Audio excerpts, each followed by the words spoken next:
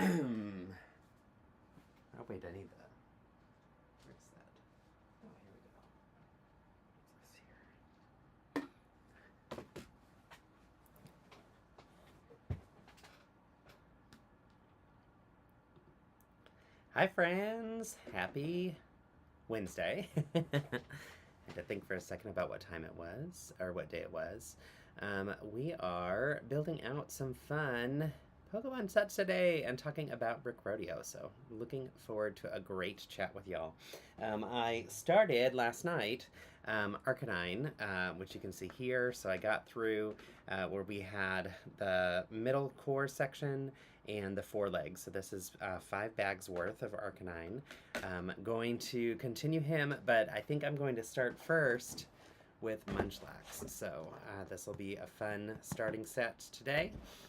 Then we'll dive into finishing this guy and maybe get to Rayquaza. So, hi, Odd Little Duck. Hello, Missy. Good to see y'all.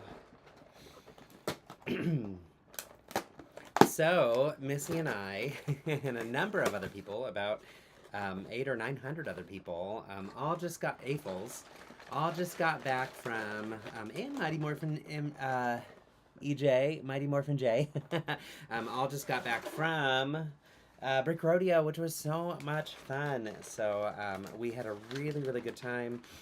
Yesterday, I spent the day traveling around Austin, celebrating all things Austin and being a tourist in my own city, which was a lot of fun, with my new friend Alfie, who works at the LEGO group. So that was really fun. I had a great time with them, exploring Austin, and just getting a chance to see, also, we're not building La Katrina. I need to change that. But get to see Austin through the eyes of a tourist, which is fun. So lots of really great things that we can do there, which is really great. So hello. Hi, Sean. I saw you build at Rodeo. They were so amazing. Thank you so much. I didn't know you were there. Did we get a chance to talk, Odd Little Duck? If so, I'm sorry that I didn't make the connection that that's who you are. But yes, it was so much fun, and I was able to display my stuff that I built for the Wicked for Good red carpet, which was so cool to get to finally display them. So here's bag 1. We'll start with that. 2, 3, 4, 5, 6 bags for our friend Munchlax. So this is one of the sets that's coming out August 1st, and we've got this one, we have Arcanine, and we also have Rayquaza. So yeah, that's what we're going to be diving into today. And also, I left on the cover the Pokemon Week branding that I had, so you'll see it like this. I have that up so that it says Pokemon Week because I plan to also build Pokemon all next week as well. So really excited to get to chat with y'all. What sets did you get, Arcanine? So yeah, all 3 of the brick built ones I have to build, as well as all of the Smart Play sets. And so I'm going to wait until embargo day for those. And then I'm just going to build through all of them live with y'all. So that should be, if I'm not mistaken, August 1st. So yeah, so let me quickly change this so that it says the set I'm actually building. Let's see. It's been also, like, it's only been a minute since I've done this, but for some reason I'm having a hard time remembering how OBS works, so I need to, oh, here we go. Okay, so now building, and I'm going to change that to say LEGO Pokemon. So we'll do that. And I think it changes it in live, like, as I'm typing, which I think is so funny. LEGO Pokemon, and this is Munchlax. And it's set number 72150. Actually, I don't need, well, yeah, I'll put it in here. 72150. And it is, how many pieces are you, Munchlax? You are 757 pieces. That's like an airplane. We're flying a 757 today, y'all. All right. So I'll do that. I'll click OK, and hopefully it's there. Yay, it's there now. Okay, fun. What software do you use, OBS or StreamYard? Brickworld is needing to change, so I'm now questioning. I'm using OBS. It's actually a really nice tool. It takes more learning behind the scenes, so you have to, like, figure out the specifics of how it all works, but it's possible and doable to learn pretty well. So that's what I'm working on. It's actually really nice. What I love is I can toggle between this and that, and I can have things scrolling at the bottom that says what set I'm working on. I can also have the dual. So I set it up where I like this dual option. There is a way to add audio in the background. I've tried and it doesn't work correctly. And it's not the system, it is user error, 100%. So I need to work on figuring that one out, but I actually really like it and it's free, which is wonderful. Ben Rollman turned me onto it, so Brick Builds Ben. Brick Builds Ben, is that right? No, Ben Builds Bricks. I flipped those. And yeah, and I also want to add the chat pop-ups as well. So it's possible to do, but haven't figured that one out yet. Zach is saying, I love your shirt, which I know you have one. So I'll show it real quick for those who didn't go to Brick Rodeo. It is super cute and adorable. I love these two little minifigs, and they had large brick built ones that got auctioned off as well, or I think 3D printed ones, right? But super, super cute. I love on here the branding for Brick Rodeo is kind of minimal. So it says Brick Rodeo here in the badge that our little elephant friend is wearing. And then on the ticket, it says 2026 on the sides of the ticket. So it's like really minimal hidden details, which I think is so cute.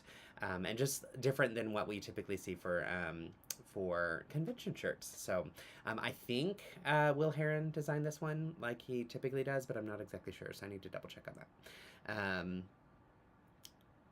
Let's see. And then I also saw, yeah, so many Pokemon. What a time to be alive. Yeah, absolutely. So exciting. I am overwhelmed by the amount of Pokemon. The 3 Brick Belt ones came before we took our New York trip, and so I had them waiting, and I was going to try and set up like Pokemon Week like I did last time, where I was going to build them all on live stream. And then we went to New York during that week when I think I could have started building them, and then it was like Brick Rodeo shortly thereafter. So all of my plans got disrupted, and that's okay. We're still going to do some Pokemon Week fun next week with all the Smart Play sets. So I do plan to build one of the Smart Play sets that has the bricks in them, and do a review on that specific set before August 1st, if I can. We'll see. And then all the rest of them will build together and learn how they work, which is really fun. I'm really excited about it. And then, oh, Zach, I'm sorry. You said you actually didn't get one. I forgot that you had to add the t-shirt this year. And I guess when I registered, I did for us. But because of that, I think a lot of people ended up not getting the shirt. I forgot about that. In my head, everybody just automatically got one with the conference registration. The other thing, the other set that I'm working on that I'm really excited to share with y'all is the Donkey Kong one, and it's really cool. I've built basically the base structure that has the buttons, and I stopped there. It was like through bag 5, and I think there's maybe 12 or 13 bags. So all of the built up section with the actual track play course, I guess, you know, with the ladders and everything, and the things that the barrels roll down, and all the things that the like fancy buttons connect to, I haven't built yet. So I'll get around to it, I promise. I was trying to cram that one in before Rodeo, but oh my gosh, y'all, there was so much to do. So okay, let's get to Munchlax, because oh my gosh, I've been talking a while and we haven't even started building. So this one is 6 bags, not too bad. Super freaking adorable. I am very excited about this little build, and really happy that they have him. In Arcanine, they also have the same type of structure. Let me zoom in on the other camera again. There we go. I love how all of them open up with a Pokedex and then have information about them with a bio and everything.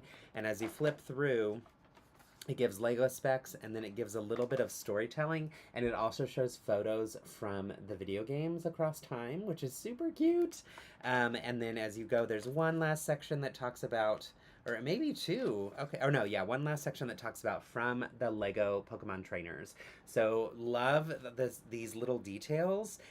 They're really adorable, and it gives you a good sense of why they chose that character, and what that Pokemon is all about, and what their powers are, and where you can find them, and all the different things. It's super, super adorable. And yeah, I read through all the details for Arcanine last night when I was building it. But I'm happy to see as I open this one that it has the same type of stuff. I'm actually going to have to look back at the Pikachu, at all the other buildable ones that are up there, and see if they all had the exact same style. of information in the instruction books. I think they did, but I'm not quite remembering right now. So my latest used AI to conceptualize a mosaic I've been noodling around. Want to attempt in style of Gerardo Pontier, where it's more 3D. Interesting. Excited to see what you come up with. Yeah. So excited for Donkey Kong. My boyfriend loves his Pac-Man set, so I'll definitely get that for him. Yay! Yeah, the Pac-Man one is right over here. It's one that I had requested to review. It was released. It was actually... I kind of have a fun connection... Well, I have a fun memory of it, rather. When I first became LEGO Fan Media, they send us the press releases that we can share with our communities, and that was the very first press release that I was able to share with my community, and I was so excited. And so I jumped into sharing all the Pac-Man stuff and was like, this is so cool, before quickly realizing I'm not going to share a lot of these press releases. But it was fun just to be like, oh my gosh, I get to see this and I get to share this with y'all, and it's so cool. So I missed the opportunity to review it before it was on store shelves. I wasn't yet in the LEGO Ambassador Network where they could have sent it to me, but I did request it for review because the Technic components in there are super freaking cool, and it's so neat to see all of the different moving parts, and it's so iconic and nostalgic for those of us who grew up in the time of arcades and such. So yeah, I actually, when I think of Pac-Man, I don't think of an arcade, I think of an ice cream shop in Loveland, Colorado that I used to go to as a kid, where they had a little Pac-Man machine. So, yay! Okay, just got a text about an opportunity potentially, so that's fun. So yeah, things have been really good here, though. The convention was amazing. We had so much fun. It's always a delight to get to see our friends, many of y'all, and many friends that we see from just around the country who are in town, and around Texas, too. We've got a lot of buddies that we've met through Rodeo that come each year. So that was really fun. It was nice to get to display alongside Philip. Thankfully, Robert, who was in charge of display, set us up where we had most of our stuff together, and that was really nice to be able to be near him and beside him. We displayed our Wizard's Map Room again, which was nice too, and so he talked with a lot of people about that and about his mosaics and his really cool project with the World Cup. And then I stood mostly by my wearables from the Wicked Red Carpet and talked people's ears off about that really cool project. So it was so fun. And I, after getting to display those pieces, was like, damn, I wish I had easier opportunity to travel with them because they're so cool. But they're very hard to ship and travel with, and you have to get the right type of display things. And it's just one of those projects that I will forever feel so incredibly grateful for and so lucky to have been able to do. I'm really, really honored that LEGO had reached out about that, and I still have to pinch myself because it doesn't feel real. So it really gave me an opportunity to kind of like relive the magic and excitement from all of that project, and it also gave me an opportunity to brag on my friends at Hook and Eye, which is the company that I worked with in Austin and that also helped with some of the details that had to be put in place since it was a fashion partnership. And yeah, that was just really fun because I wanted to make sure that they got their shine for the project as well. Yay! You loved Philip's Hollywood Villains. That's awesome. I'll have to tell him. He had a really wonderful time getting to display those all together. It was kind of, he said it kind of feels like the culmination of it because he's displayed them before, but this was the opportunity to get to display every single one all together. So he might retire those now and move on to something else, which is fun. We like to display at conventions once, and then occasionally we'll display something again, but only like if it's allowed and or requested by the people running the convention. So like last year at Brick Slopes, I had mentioned to Brian, he said, "Are you bringing back your Wicked for good play well?" And I said, "No, because, I already displayed it there." And he said, "That doesn't matter. You need to bring it." So I did one more time. I was like, "Oh, okay, since you said to." And I'm glad I did because it was fun because there's always different people who come who get to see your work that maybe didn't get to see it before. But after I've displayed it, typically, after I've displayed something once at a convention, I won't display it again. That is a little different for Rodeo because in Rodeo we were having it in Houston, and then in Austin it's like a very different audience that comes. And so I like to give people the opportunity to see it again. Or to give new people the opportunity to see it. Plus, with it being in Austin, it's our hometown, so we've got friends and family that could come and see it that weren't able to go when we were in Houston last year. So yeah, it was really really cool. Phillips folks came, so we got to spend some time with them. I had dear friends Beth and Jonathan who came, and also dear friends Joe and Bethany and their two kiddos who are big Lego fans. So it was really wonderful to see them there and just to feel support from my home community. So really really cool. Such a good and fun convention this year. Yay! It was a lot of fun. Agreed, agreed. I didn't realize how much of a struggle it must be to pack, transport, and care for those wicked wearables. Yeah, it's it's a little bit of a nightmare, or a headache. It's not a nightmare, but it's a lot. It's also very expensive to ship. And so that's where the shipping alone makes it pretty challenging to bring to places like Brick Slopes. But I'd love to. I did talk with Chip, who runs Brickcentric, that's in LA, about the possibility of bringing it there, and he said he could potentially help me get them there. So if there's a way, I would love to. Not Interactive Bricks, Bethany. This is my friend who worked with me at Paper Source, and her husband Joe is really well known as a PBS scientist. So he does lots of really cool things on a show called It's Okay to Be Smart. And they're both local in Austin and good friends of mine. And their kiddos I love and adore. They're just wonderful. So it was really great to see them. Joe is also a huge Lego fan, as are their kiddos. And so they always love coming. And they come every year to our annual holiday cookie exchange party. And while they're there, we have our Seek and Find. And so they love to go through our Lego Winter Village and find all the hidden details and stuff.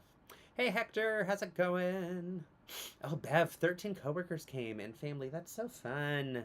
In the past, I've had more friends and family come than this time. We just didn't have as many come this time, which kind of bummed me out. Starting to take my pumpkin mosaic apart so I can work on our next mosaic. I'm really proud of you for doing that. I am not very good at taking things apart. As you can see behind me on my wall of mess that needs to be reorganized and or cleaned up a little bit. So yeah, maybe I need to take a page from your book. So, loved the veil. Is it swish around when the models wear it? Yes, when the model wears it. Yeah, the veil had a really amazing sound to it when you'd kind of like put it on your hand and move it back and forth, because the way the bricks just kind of clink against each other, it made a really beautiful noise. And that one obviously is the easiest to travel with because it does not fall apart. You can drop it in a Ziploc bag and you're good to go. But that veil is it's really really pretty, and it's just a different approach to Lego. And yeah, I don't know, I loved the project. I learned so much. I loved collaborating with others on it too, which was really cool. It's really really a neat experience. So yeah, really fun. For those who went to Rodeo, since there's quite a few of you on here, what were some of the builds that you really loved seeing, and what did you bring? Brag on yourselves, please. That'd be really cool. Zach says, I'll rag on Chip to make him get the wicked stuff for Brickcentric next year. You and those builds need to be there next year. Oh my gosh, you're so sweet. And yes, please help me. We'll get it there, I think. I think that one's actually a possibility. The other big challenge is the stuff I displayed them on, the dress forms and the head forms. I borrowed them from Hook and I, that company in town, and I can't borrow them and ship them across the country for that, so I'd have to source local ones in LA. And Chip says that he can help me with that, so we'll see. All right, let's take a look at where we're at. So we've built the base, and we have this adorable apple. I love the shape and structure of it. We're also going to have some apples where it's like cord, and you can see the insides of it too. But that's what we've got so far. This base is going to hold a tree stump on top of it. So I wonder if this little section here is just so that the tree stump only studs down on those studs around that square. I don't know, we'll see. But let's continue.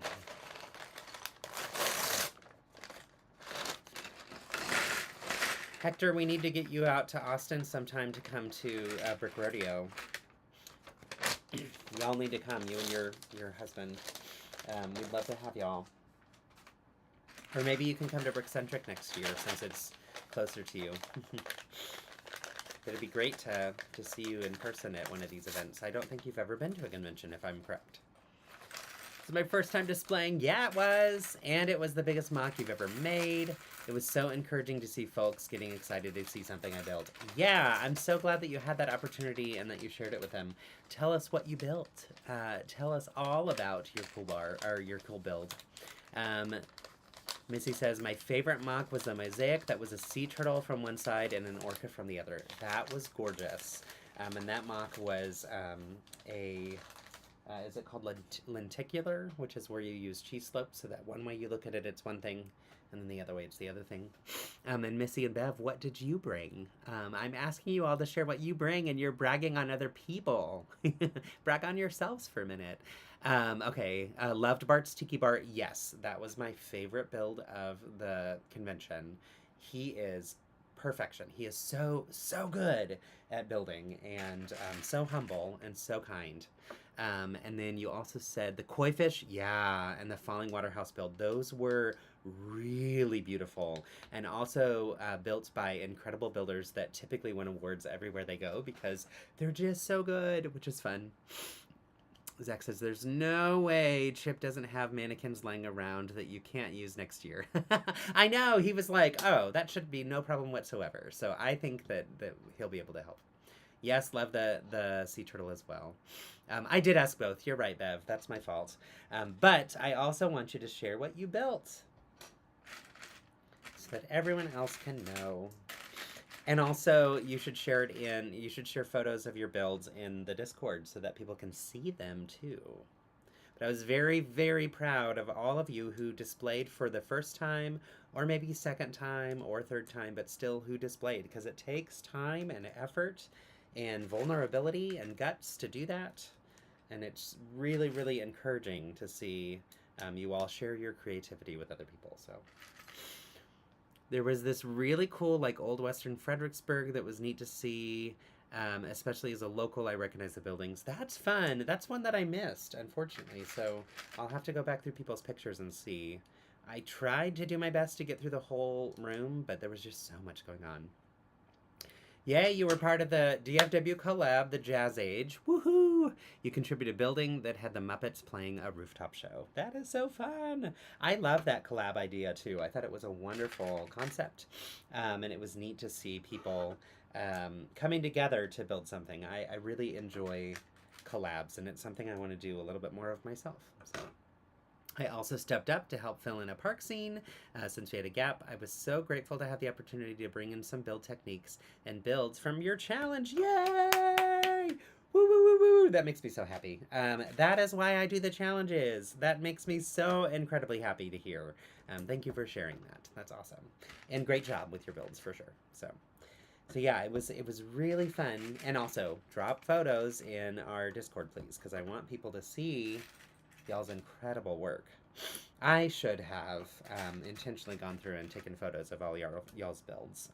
I will try to be better about that next time.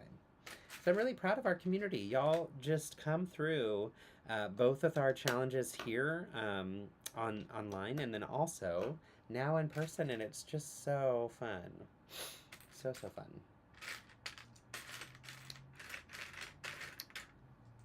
Let's see. Here we go. Thank you. Okay, so we've got some other answers. So Missy brought her pumpkin mosaic, a winter cabin, mosaic art of your 12 birds, and your parts for the Mega Spark City. And I have to say, your winter cabin, I think if you brought that to a TechSug meeting, it was one that I didn't remember seeing in person. So it might have been one I didn't go to, or maybe you didn't bring the full thing or something. But it was really gorgeous, and I was very happy to see it in person. So thank you for sharing. Bev says, I made an underwater scene, a winter scene, and 4-plate Mega Spark City with a brewery, beer garden, clock tower, and a book nook. You know, just a few things. Y'all, I'm really, really proud of you. All 3 of you who shared already. I'm trying to think if there's anyone else in the chat. Zach, what did you bring? Zach's here. Brag on yourself. Also, I'm giving you permission to, and I'm demanding that you do. So it's not actually bragging if someone tells you, if your teacher tells you that you have to. Not that I'm your teacher, but we'll say I am for now. So, oh, you took a photo of the birds. Aren't they cute? I love that one. I got to see it in person at our TechSug meeting, and it was so fun to see all those adorable techniques. If I'm not mistaken, Missy started with one that was of her own bird that she had, and then went through and started to build all of your past birds that you've owned. Is that right? Your past little friends? Yay, Zach! Okay. Oh, I was proud of my friend Scott, who brought his minifig habitats and displayed them for the first time. That's wonderful. And you had some beautiful, you left out a word, mosaics quilts that you're hoping to grow and light and add movement next year. That is so fun. Yeah, I loved seeing your mosaic quilts. And I have to say that while I've seen photos of them, first off, photos never do justice to what builds look like in person. But secondly, I think the photos you shared were tiny little ones, not the full thing. Because seeing that full grid with all of those wicked ones together, and then your other ones that you had off to the left that was like all different colors, gorgeous, gorgeous work and so much fun. And I think you should start submitting them if you haven't already, and maybe I'm mistaken, but you should start sharing them on Mondays for Mosaics on Monday because they're really beautiful and everyone needs to see your work. So. This month's build was 3-in-1, your challenge, lug challenges, happy plants, and was trying ideas for a tower topper. Awesome! So much building and so much fun. Yes, built one and was able to change the colors to make all your other birds. That is so cool. They really are beautiful, and I love the shaping of them. Really, really good job. But I just have to say, I'm super freaking proud of our community, and I'm so grateful that so many of you have been building along with the challenges. And for those of you that haven't, I do not throw any shade at. It's perfectly fine. But I would love for you to eventually join again. So no, again, no shade at all if you haven't been participating in those. But when you get the opportunity to, it's always a joy to have you participate. So just putting it out there. Today is the deadline for our July one, which is the Lowell Sphere. And I have to admit, I have not built anything. I built the soccer balls that I... yes, please, everybody, share pictures. And if you have pictures of each other's builds and you want to share them, feel free to as well. I'd love to see y'all bragging on each other as well. So... and celebrating each other's creativity and such. But yeah, anyway, I built the soccer balls as gifts for our friends who were the World Cup watchers, Chief World Cup watchers, and so I had planned to do something a little bit more with that for my submission, and did not get around to it. So I'm either going to build something more today, or I'm going to embarrassingly just share those and say that was my submission for my own build challenge. So thanks for being gentle and kind with me. I even gave us more time, y'all. But yeah, our New York trip threw me off completely, and then getting sick on that trip and coming home, it made it pretty tough. So, and then it was rodeo. I liked the quilt mosaic as Missy and I quilt. Yay, that's so fun. That is so fun. Had y'all met in person before? Did any of y'all meet each other at this Brick Rodeo for the first time? Oops. Oops. Also, I am missing the opportunity to show you the coolness in this. So this was just a circle, right? And we did the regular 4-corner grid, but then we put these yellow studs with a hole in them, and these here we go. These pieces that are those like oval shape have that kind of stud connector in the middle that works, the anti-stud connector, so you can do those at an angle, which then allows you to get another 45-degree angle set up here too. So really cool. Also, by using the white bricks or white plates that we see here, it also helps with aligning things effectively so that they do stay at that 45-degree angle, because those could twist quite a bit. So yeah. Let's see. No, I didn't meet anyone on your stream. You may have already met people before, but if you didn't, we'll have to make sure that maybe like next time we can do like a meetup or something. I hadn't even really thought about that, y'all. That's something that we'll do that next time. Next time we have a convention. Who's going to Brick Slips? Who will be there? So, yay! Oh, Bev, you did meet other people. Yay, that's good. I'm glad you met other people, even if it wasn't from our stream. I'm glad that you got a chance to meet some new friends. The convention was really fun. The one thing I'm sad about is Philip and I didn't get to play any games. We were too busy with too many things, and that place is like a wild cruise ship. It was so weird. I felt completely discombobulated as we were running around. So yeah. But yeah, next time we'll set up some kind of meetup or something. I wanted to meet your regulars on here, but didn't get a chance to because you were so busy. You're happy to see Enrique. Yay! I love that. That makes me happy. So at least you saw, like, some friends, right? But yeah, next time, I promise, next time, I will do it where we can all get together for a photo and a quick, like, hello, and y'all can meet offline, too. So, because you're all so friendly and fun. And kind to each other. All right, so now we've added these jumper plates, and the nice thing about that is it allows this to stud in. And so we're putting on, which I love, essentially the colors of a Pokeball, which I'm sure is intentional. I'm fairly certain the designers of this set might have had that in mind when they were doing this.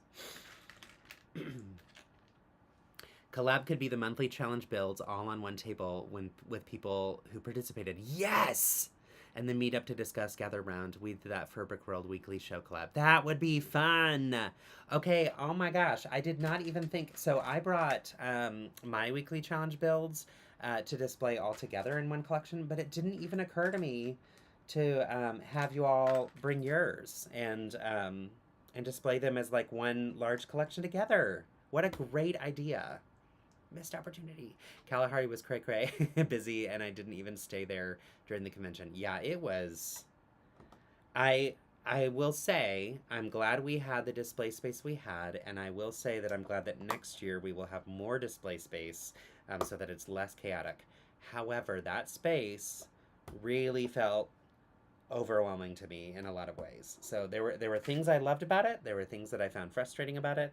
The cool thing that I loved the most, though, is I was able to talk with a lot of public, just like at the Starbucks there, who all showed up for the convention after talking with me. So that was really neat to see that, like, just by the fact that people were visiting Kalahari meant that our public numbers grew a lot. I think that was a big win for sure. But yeah, it's... Anyway, yes, okay, I'm loving all these ideas. Zach, this is embarrassing. Can I give you a task? Can you text me or message me in Instagram to remind me to think about a meetup for a future convention? Because I want to remember this, and I want to actually do this, and I know I'm going to forget after today's stream. So, yes, if you or anybody, but I just called you out because you've been so helpful before. If any of you want to rag on me on that too, feel free. So everybody, text me and yell at me so I'd remember. Okay, and this is a fun little... Oh, cool! Okay, I'm really excited about what we're doing right now, and I will show you once I'm done with these tiles, but this is a really clever thing. You're like, what are you talking about? Why did you tease us with something but not actually share the answer? Just please hold. It's coming. I promise. Okay, so for those of you who are big long-term Pokemon fans, thank you, Zach. I appreciate that.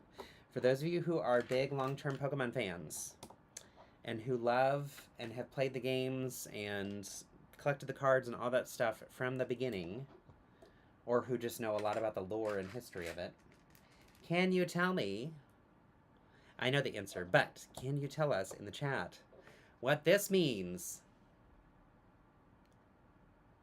I'm so happy about this. It's so cute. Oh, I love that, Zach. Yes, let's do it. Dry run.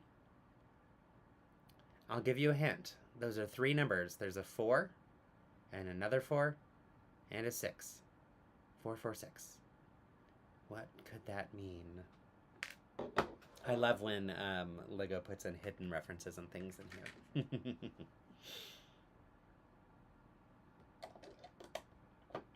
Which I haven't seen that show up in Arcanine yet, so I wonder if it's also... I was building them while we were watching TV, so I may have missed it, but I don't think that there was a reference there that was hidden yet. But also, I've still got more to do. So, like with Eevee, I think it was in the head that there was the reference. Yes, it's the Pokedex entry! Just like the Pikachu one. Yes, I'm very excited to have that in there. That's so cute. And I also love that here we are, fast forward to however many months it's been since our last Pokemon week, and now I know these things. And I don't feel as silly being like, hey, chat, teach me. Because now I'm much more aware of it. It's been so fun to just have a blast playing the game and getting into this and diving deep into the fandom and becoming such a huge Pokemon friend. Yeah, there are more than that many Pokemon. It's ridiculous. So the Pokedex, initially there were 151, is that right? Somebody correct me. I feel like I'm right on that, but I can't remember. There were 151 initially, and then it continued to grow and grow and grow, and so now there's well over 1,000. Does anybody know the actual number? I know I've read it somewhere, but I can't remember. This is where also I so appreciate y'all, especially the like deep fans who get Pokemon and have been around with it for the whole 30 years, are kind and friendly and welcoming and not gatekeepy, because it's more fun to have more friends who like this stuff as opposed to being gatekeepy and like, well, you're not a true Pokemon fan, because no one actually sounds like that in real life. But anytime people comment or say things like that, that's their voice in my head. 1,025. That is nuts. I love that scientists have been able to discover 1,025 Pokemon, and I'm sure there are plenty more. Until Gen 10 comes out, right? Yes, there will be more for sure, which is fun. I'm sure in Wind and Waves, which is the new game that'll be for the Switch 2, which I still don't have, I'm sure in that we'll also get a bunch of new Pokemon too. I would assume, anyway. So, way too many. I know, right, Zach? It's a lot. Honestly, if LEGO were to do a brick-built version of every single Pokemon that exists, like, it would way overfill this entire room. That shelf already is overflowing with a mix of things, and I'm like, do I need to just completely make it only Pokemon because I'm going to have so many in here? And I honestly don't want to, because I like all the fandoms. But yeah. If you want to switch to it, goes up by $50 in September. Yeah, I know, and I've been debating. The challenge is you can't get any money for a Switch 1 right now, which is really annoying. So, more when you count regional differences. Oh, interesting. Speaking of, I was looking at Switch 1 games, Pokemon games, to see, like, maybe I could play one because I really enjoy them. I am enjoying the TCG, the card game. That, by the way, if you're on here and you didn't know that, TCG stands for the card game. So when people say Pokemon TCG or do you play TCG, it's do you play kind of deck builder card games. Hector and others who know the card games, correct me if I'm wrong on that, but that's how I've how I have understood it so far. All right, we have a really tile-heavy top for the top piece of this, what do you call it? Tree trunk. And I like that the curved lines kind of give a little bit of tree trunk rings, but at the same time, it might be nice if they had printed ones. Yeah, the price is going up. I know. Oh, you don't have one yet either? Oh, I'm not alone. Hector, don't leave me. Just kidding. I would be very happy for you if you were able to get one. So please, you do you. Get your Switch too, and then maybe that'll get me to eventually get one too. So I've been so sad about ever since going to Fan Media Days and finding out that the Batman game was only going to be Switch 2. Because we got to play a little test version. I think they let us play for 10 minutes, and I was like, I want to keep playing. It's too cool. They're like, get up, other people need to play. So, actually, no one was mean. Everybody was nice. But I was very sad about the Switch 2 reality of how I made the foolish choice of telling Philip, no, we'll just keep this Switch 1 instead. Because he had said, very wisely, hey, I know I got you the Switch 1, and I know you just started playing it. If you want, we can return it, and you can wait a few months until the Switch 2 comes out, and we'll get that instead. And I said, I like my Animal Crossing island too much to give it up yet. And I should have given it up in the moment. But alas, that's in the past. And this is also not a crisis. It is not a big deal in the grand scheme of things at all. But all right, we're building some roots, kind of, on the sides here. Hi, welcome back. Welcome back from your work call. I hope it wasn't too rough. You're on the last mission for Lego Batman, and you need to play it. I really want to, but I can't. Well, I can't on Switch, so I haven't really done any other gaming. Like, I do have my laptop, which I guess I could game on, but I'm not going to, realistically. I'm only going to game on my Switch. So until I get a Switch 2, that game will just have to be one that'll wait for someday. I was bummed too because LEGO did send me the sets that come with the exclusive download links for the game. And first off, I don't think it's available on Switch 2 yet anyway, unless I'm wrong. But then secondly, I can't download them, so I just have to hang on to those instruction books until the time comes when I'll be able to use them. But I will someday. I believe it. It'll happen. So, all right. Back 2 gives us a lot of our little stand for this friend. Nice round structure that's giving us those 45-degree angles and 90-degree angles. That's going to allow it to be a very nice and beautiful rounded tree trunk. And that's going to go right here. And I like that it's made where, yeah, it'll stud down, but it'll be able to pop off if you want to have it displayed in a different way.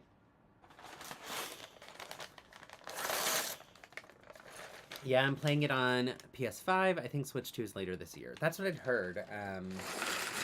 So, we'll see. Yay for Pokédex Hidden Details. Okay, I have an extra of that square tile. Did I miss one?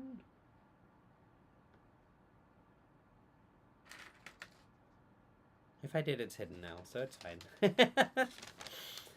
I have an extra of the 1x1 square tiles, and usually you only have one extra.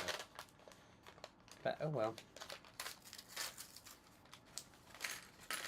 It is interesting that that hidden detail is not one that you can actually see after it's brick built. There's not like an easy way to pop something off. That is one thing that I kind of wish with these hidden details you'd be able to do, but that's more of a want than a need, you know? Community has some grief as the exclusive fig for the Switch 2 collectors, but not for the Windows or PlayStation ones. Really? Wait, it's only for Switch 2? I didn't realize that.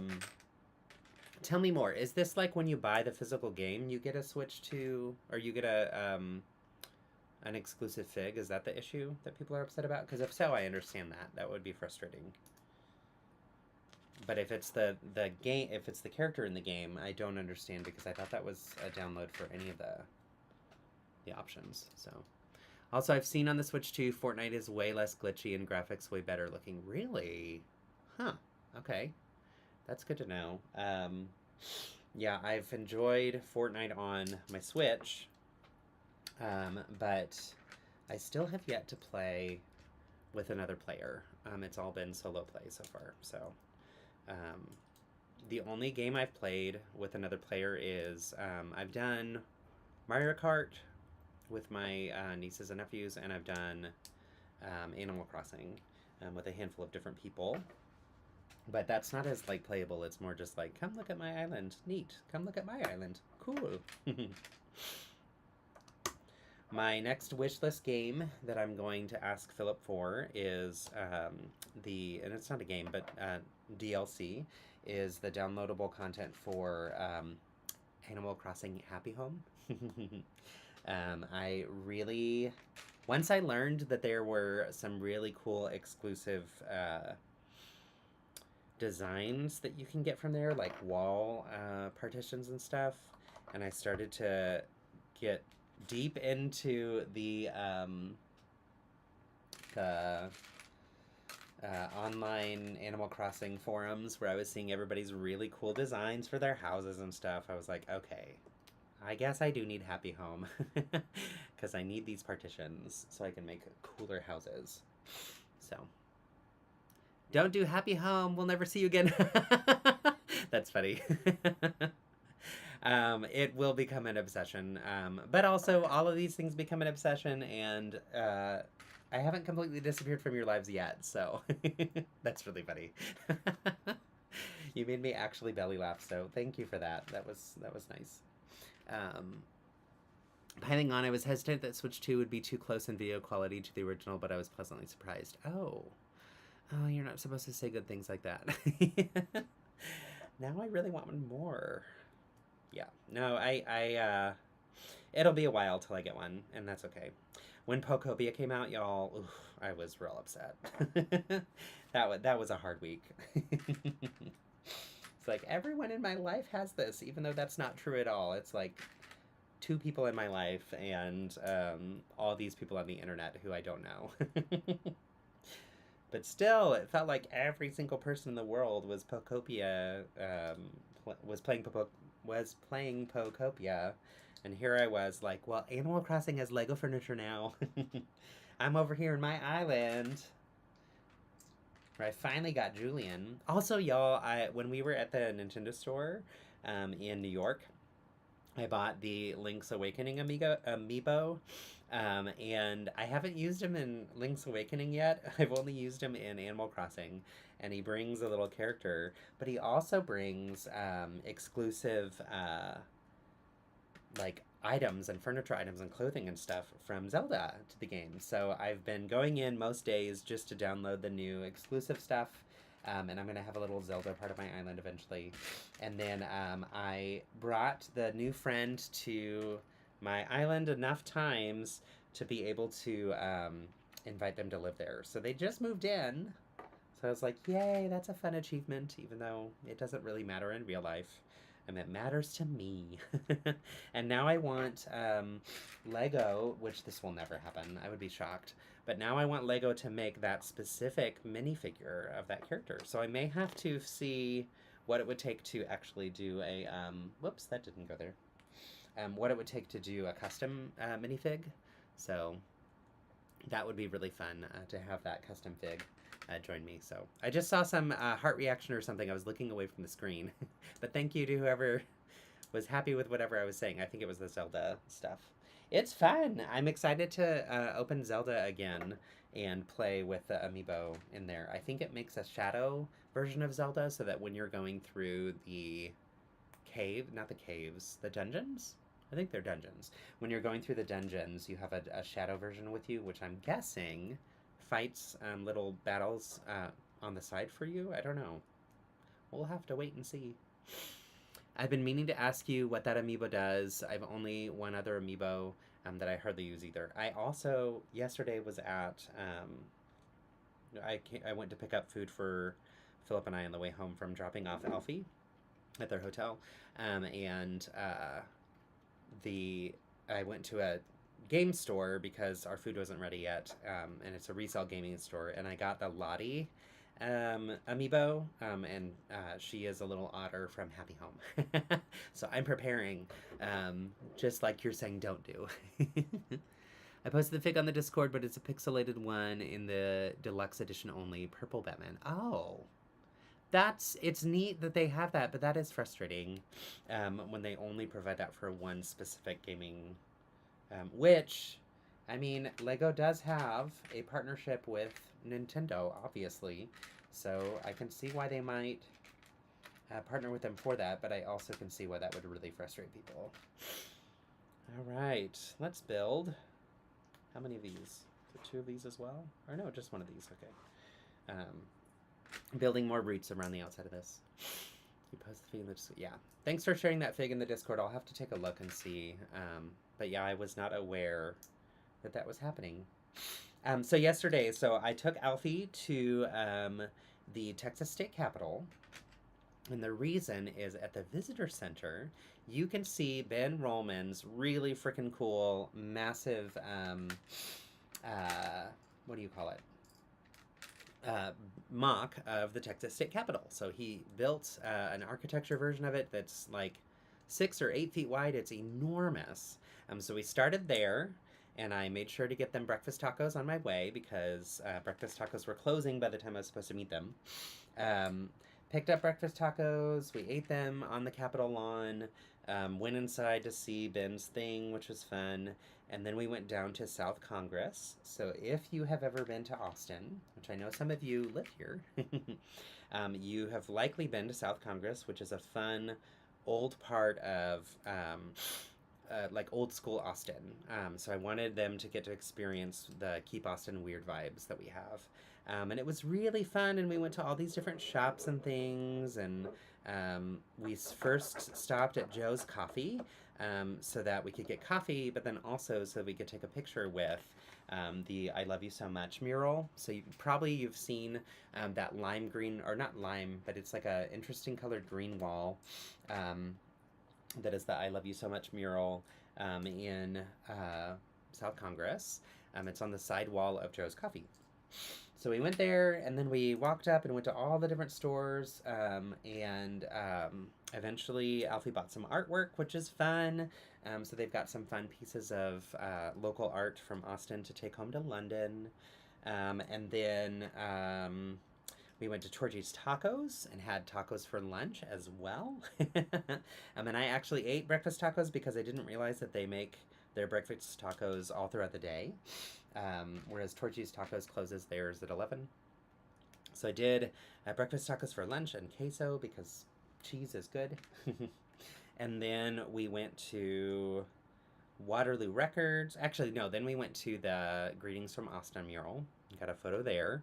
And what was fun is Jean from Jean's version and Emily from Emmasaurus, both came and joined us too. They're some local Austin ambassador friends. So we had a good time together, got to hang out for a little bit.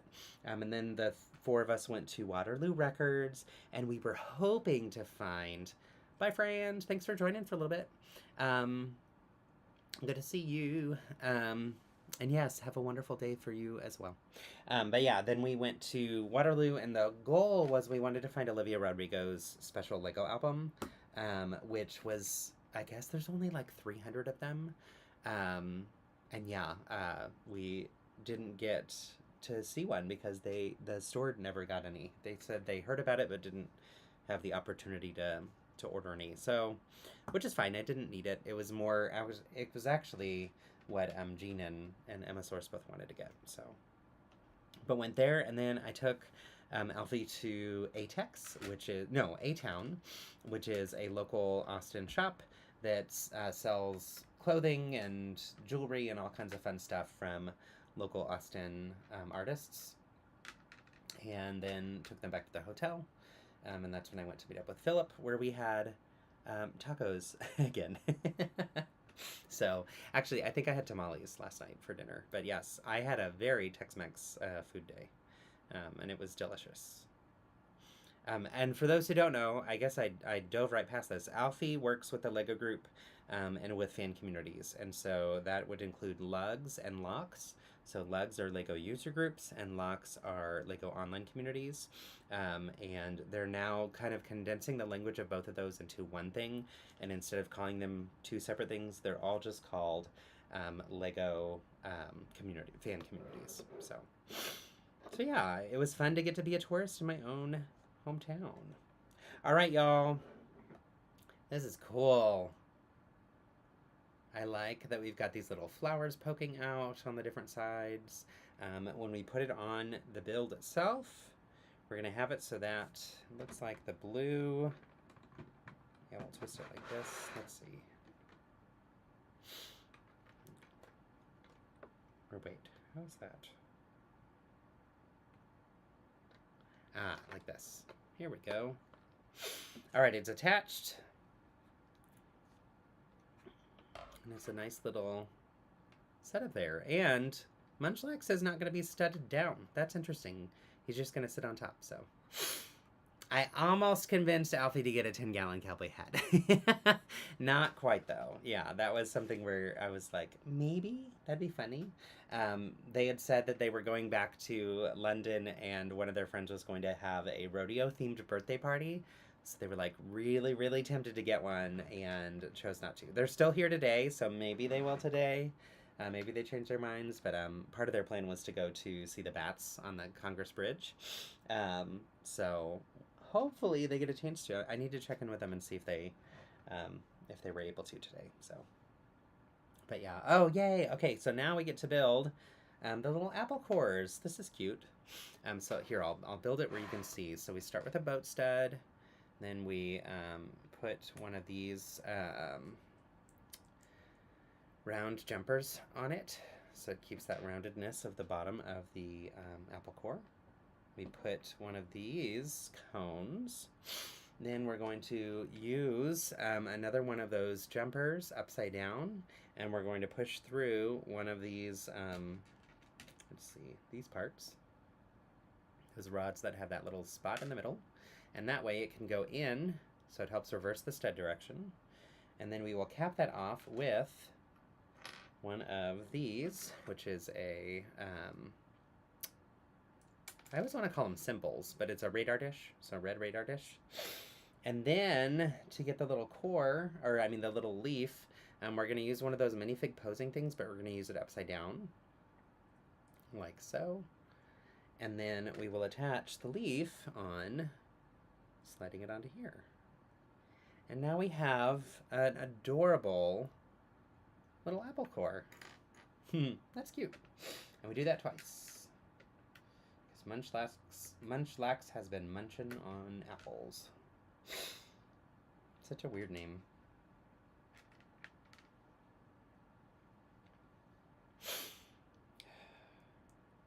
Yeah, the LEGO group usually sends one person from LEGO to our conventions to connect with all of the fan communities and fan creators and hang out with us and experience what the experience is like at that convention and give feedback back to the LEGO group. So I'm really happy that Alfie had a really good time. So, all right, that was bag 3, which bags 2 and 3 were my favorite so far, although I really did like this little apple build. We're going to dive into bag 4, and we are starting our friend. And I am just realizing now, I thought I had one more black 1x1 tile in that first bag, but actually, I also have the leftover parts in here from the Arcanine set that I was working on, so it's probably one from that set. So I was like, I didn't think I missed anything.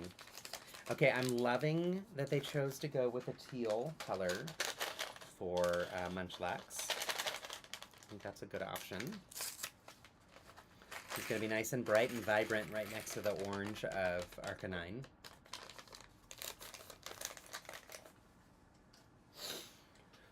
All right, let's get started.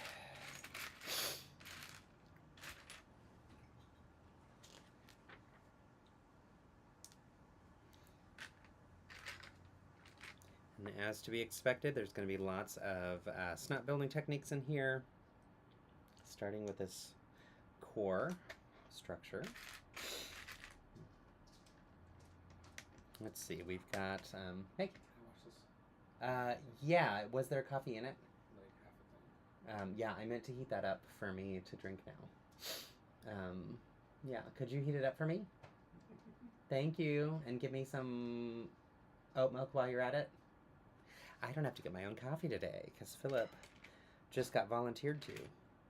Thank you! Y'all, this room is getting really hot.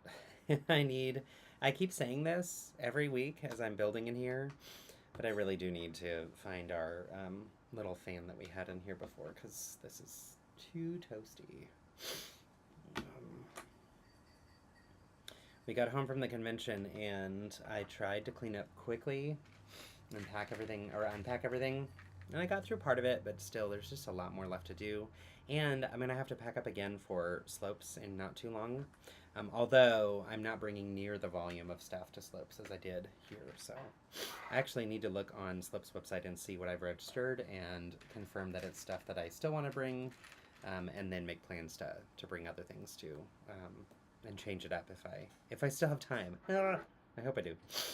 So, but yeah, I need a day. That'll probably be tomorrow. Will be like cleanup day a little bit more. So. Don't tell Philip. Don't promise him that for me. All right. Lots of brackets, and I always find it interesting. I've talked about this with y'all before, but I always find it interesting when we do brackets side by side with snot bricks, because if you look up closely, you can see when we have the brackets and snot bricks side by side, there's a little slight difference in the distance that it goes out from the bricks. So you can't do something smooth across it and have it connect all the way across. It would like float over that blue, if that makes sense. But there's always a reason and rationale for it, so we'll have to wait and see.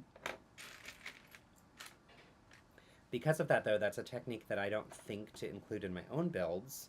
I'll usually use one or the other, and I need to be paying better attention as I'm building these to see why and how to use them side by side, because I feel like there's obviously a legitimate reason that they're doing that. You can actually see it even a little bit better now that I built up more of those rows, how there's just like that ever so slightly thin, I think it's almost a quarter of plate distance that's pushed out from the walls. So yeah.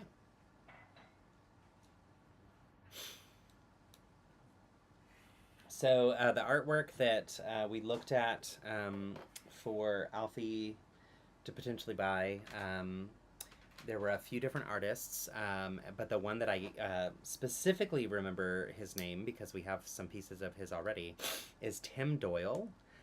So you all should look up Tim Doyle and get a sense of who he is and what his art is like. It's all pop culture themed. He uses really beautiful, vibrant screen printing techniques to get very bold, almost neon colors that pop when you look at it. But it doesn't look like tacky neon or like, you know, super retro per se. They're very detailed and interesting, almost landscape builds with hidden details everywhere. And there was one in particular that I need to show Philip because I really want it. So it might go on a wish list, or it might be something that we end up buying together, because I think it's one that Philip would love too. But yeah, I love looking at local art. So let's see. All those snots reminded me it's time to get that Lowell sphere posted. Yes! If you've built one, please do. And if you haven't built one, you've still got time. Just do it right now. Do it while we're all chatting here. Like I said, I still need to finish mine, so, you know. More power to those of you who actually did yours and have it already up. I'm proud of y'all. I need to also get ready for the next one, and I want to get us back on track of doing middle of the month submissions, or like 2/3 of the way through the month submissions, because I liked that time frame and I think it was helpful for y'all. I just don't know how to do that because now we're pushed back. So All right. Okay, this is an interesting piece. Newish to me. Hello, Mayo. How's it going? How was your day-long stream?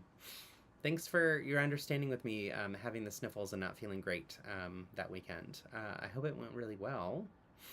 But yeah, this part, I have this part where it's kind of split in half and it's just two corners, but not solid like this. So this is an interesting piece. Newish to me. And I think these are going to be the legs. I'm not exactly sure, but we'll see. We're doing two of them.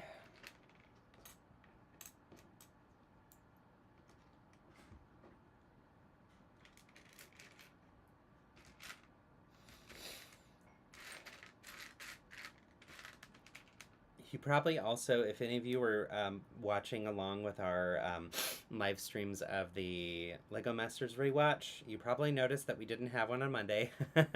I meant to let people know that I got a little behind with things because of rodeo, and so I'm planning to have that back again on Monday. So I need to check in with John and make sure he's still free, and then get some guests to join for that stream. But yeah, stay tuned. Hopefully we'll be back for that season finale episode, which, if I'm not mistaken, was a year ago today. Or it might have been a year ago yesterday. I can't remember which. Probably a year ago yesterday, because I think it was on Tuesdays that we were having the streams. But yeah, so fun that we're finally actually a year out from that entire experience. It was also really fun at Rodeo to get to do some things related to LEGO Masters. We had some panels that we got to speak on, and all the kids were running around collecting all the cards. So that was fun too. I need to find a local vendor that can print trading cards because I'm just about out. And want to have more for other conventions and things. But yeah, it was really, really fun. And just a great time to also get to see some of our other LEGO Masters friends. So Marcella was there from Pennsylvania, and we also had Ian and Sage, and they brought the trophy, so that was cool. So spoilers, if you didn't know. And then also Joe and Anthony. And then John, of course, was there as a co-chair, so he was very busy, but we got to spend a lot of time together. So it was really nice to see all of them. I've gotten close with Joe and Anthony's families as well, and so has Philip, and so it was nice to get to have some meals with them and such. And the last day we all went to the Salt Lick, which is a very well-known barbecue place in Austin. So that was fun. It's quite the treat. I am going to go grab my coffee and get a tissue. So I will be right back.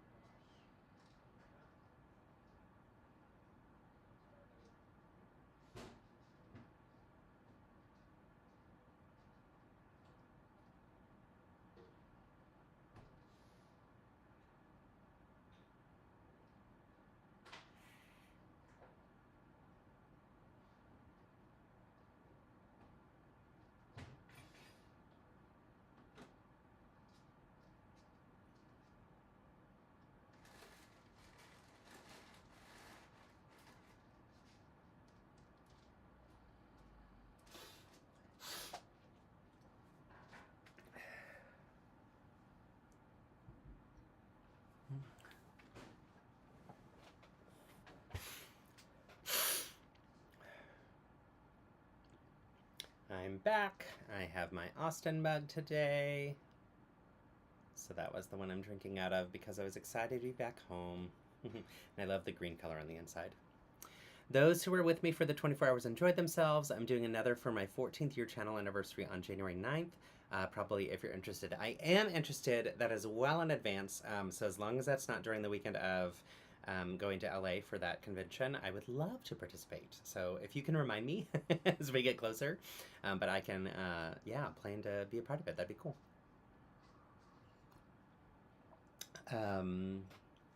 Oh, that's what I was saying. So we had a wonderful time. We all ate at Salt Lick, and what was fun is if you all know, if any of you know Valerie Majidi, so Jason and Valerie Majidi are a wonderful couple, super sweet, super friendly, ridiculously talented builders, and it was Valerie's birthday, and so the Houston Lug did a fun surprise party for her at the Salt Lick as well, and that was fun to get to be there for it too and celebrate her. She's really, really kind and friendly and, like I said, very talented. The two of them both went home with awards from this convention, and I want to say at almost every single convention I've been to with them, they often leave with awards because they're so talented. And they're also so willing to share their tips and tricks and things, and I just really love and value that. Also, Philip and I both won an award that was like a private award that I had never seen, and means more to me than if we'd gotten an award at Brick Rodeo. It was really, really cool. I'm gonna run and grab it, if I can find it real quick. But we got to our build. Here, just a second.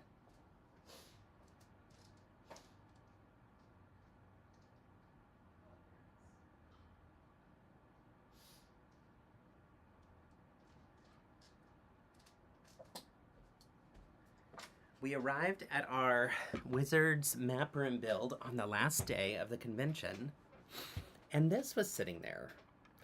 And here, let me switch it to this camera to show you. This was sitting there. It says, "Your build inspires us, Brick Rodeo 2026."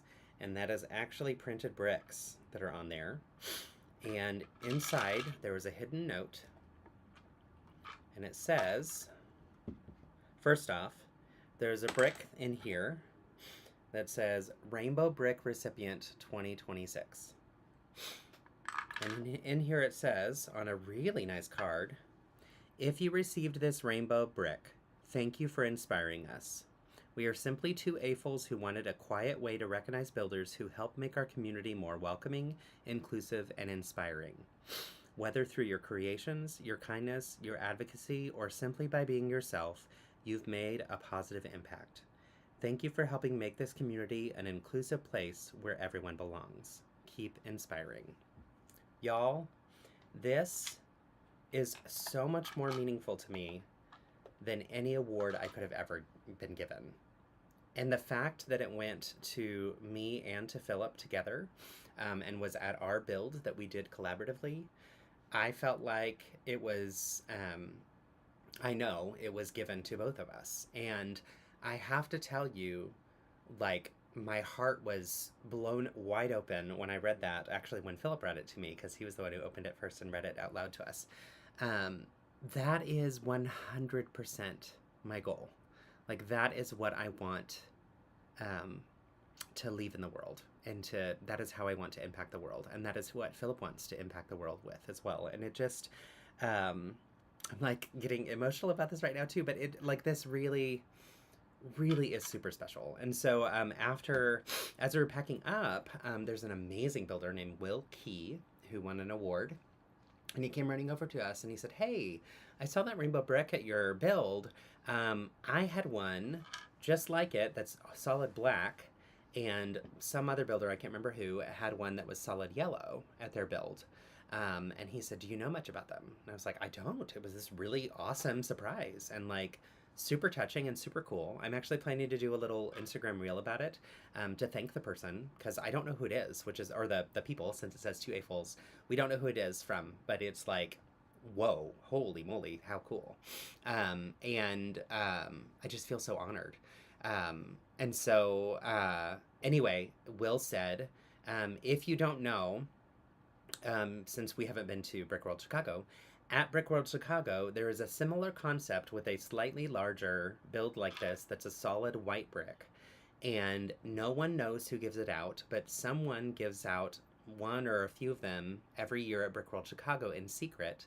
And they also secretly build a microscale version of the build they're honoring or recognizing to put inside of it. So it's like an extra special specific to that build idea that like someone has to come up with a head while they're there and actually design and build that microscale build. So like such an interesting thing.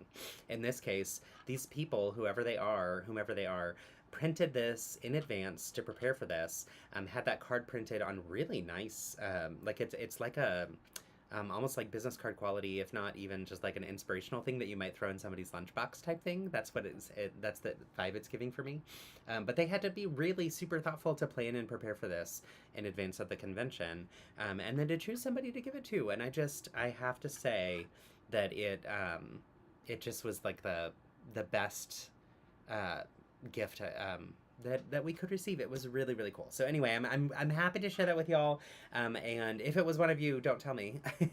I don't want to know who it's from. I love that it's this secret, and I hope whomever did this is going to do this at future Brick Rodeos, because I just think it's such a touching and thoughtful and sweet and intentional gesture. That's just it's so meaningful. And also it's something that's like done without like big recognition. It's not like part of the awards that get announced at the end, and I like that. I really value that. It's really cool that it's a way for them to quietly recognize somebody. So whomever they are, if you're watching this stream sometime in the future or even now or whatever, thank you from the bottom of my heart, from Philip's heart as well. Like super, super touching and the coolest thing ever. So I'm going to put that here so I can look at it. It was in our kitchen because Philip put it up on display for both of us to see, which I love. Okay, back to building, I guess. Doing what I said I was going to do. But yeah, it was just such a really fun experience at the convention again. We had... If any of you were there and can remember the numbers, please correct or fill in the information in the chat. But I think it was like there were well over 800 afols who had gotten all access passes and or companion passes. I can't remember. I thought it was like upwards of 800, but many more than we've had ever. Maybe it was even upwards of 900. Very, very large public. AFOLs, and also very large public. So we had over 5,000 public, which was 2 to 3 times more than what we normally get at Rodeo. So moving it to Kalahari, I think, made a big difference for that too.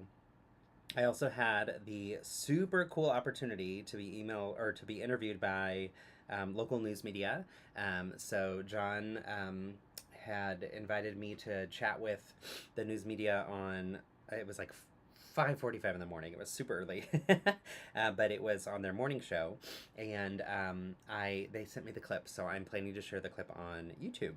But it was really cool to get to talk about my Lego collection and or my Wicked for Good collection. 600 plus AFOLs, awesome.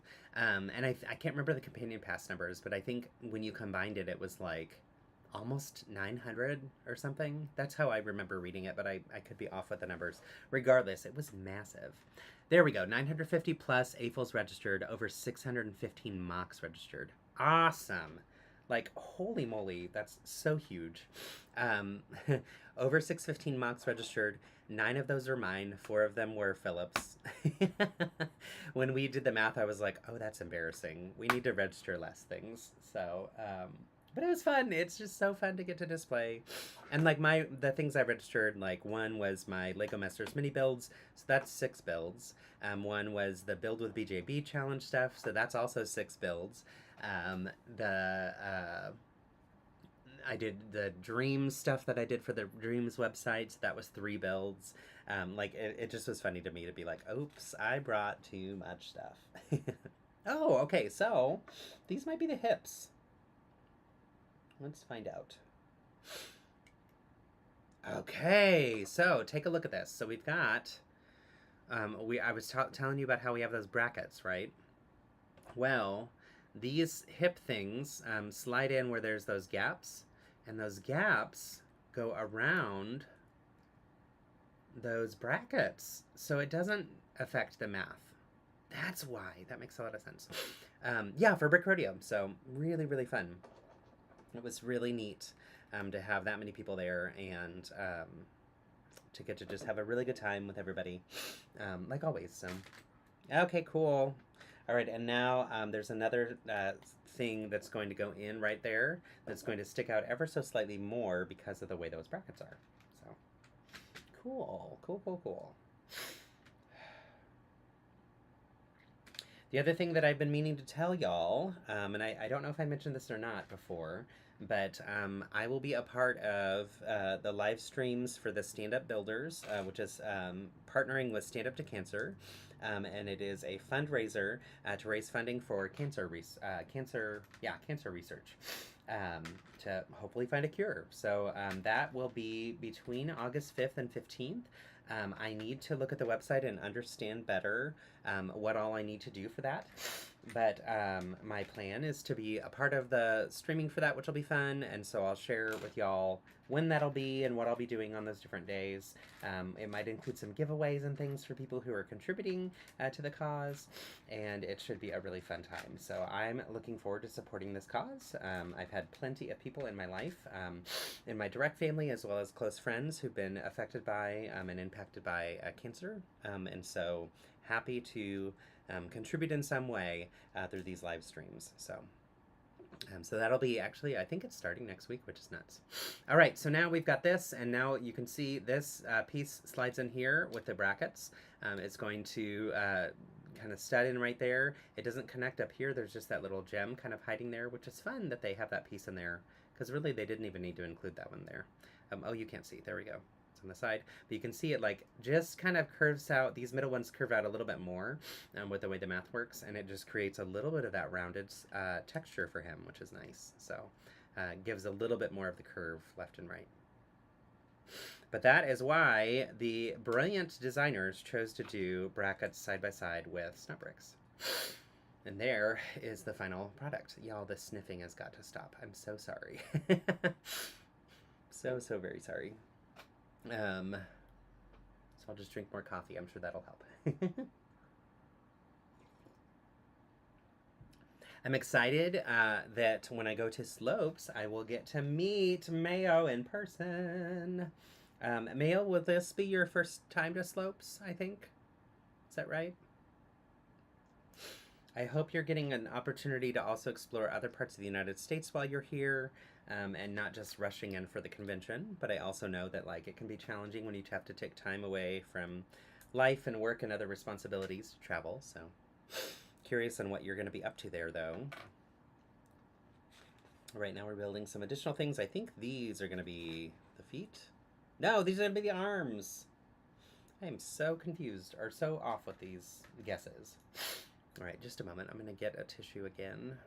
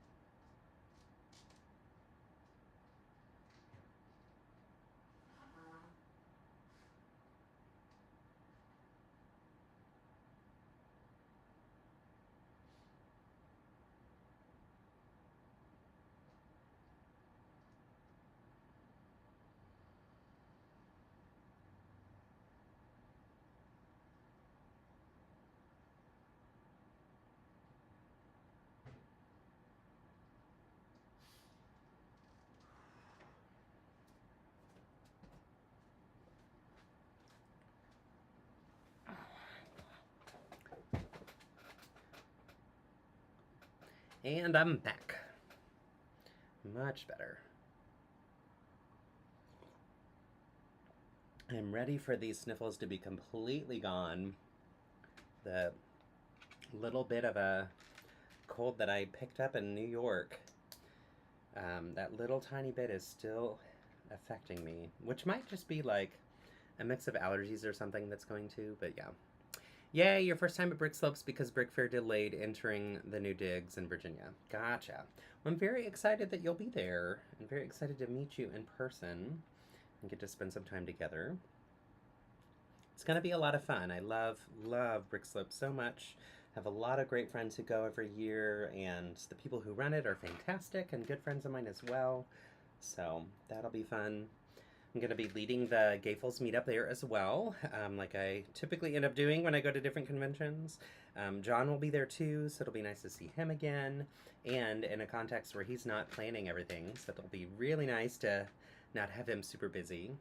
Yeah, I just need to look at what I can display and get on that. Make sure that I have things registered and ready to go, so...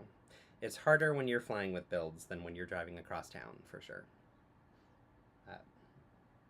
I had planned to do my next Broadway mosaic this year for convention season, but that did not pan out, and that is okay. It's still one that I will do in the future because it's one that's very important to Philip and I. So even though it's not like, it's not going to be the same in terms of, I think, how much hype and visibility Wicked had at the time of that one, of course. But that's fine. I don't care. It's for us, and it's something that I love. So I'm really, really looking forward to eventually getting around to doing it. It's just time is ticking, right? Everything flies by way too quickly these days. For those of you that are gamers, which I know we've got quite a few on the stream, how many of you have played, or can any of you tell me your thoughts on Pikmin and on Kirby?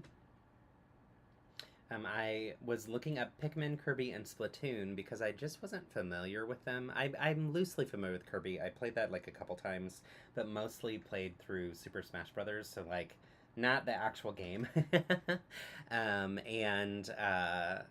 When I was at the Nintendo store, they had a section for each of those IPs, and I just didn't know much about them. So today I was watching some of the video things on the Nintendo Switch when I was downloading the World Cup, EA Sports World Cup game from this summer.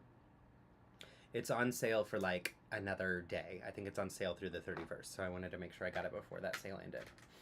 But yeah, I was just kind of watching those to see. I got a better sense of those games, but I'm curious on your thoughts on if they're worth getting into or not. Let's see.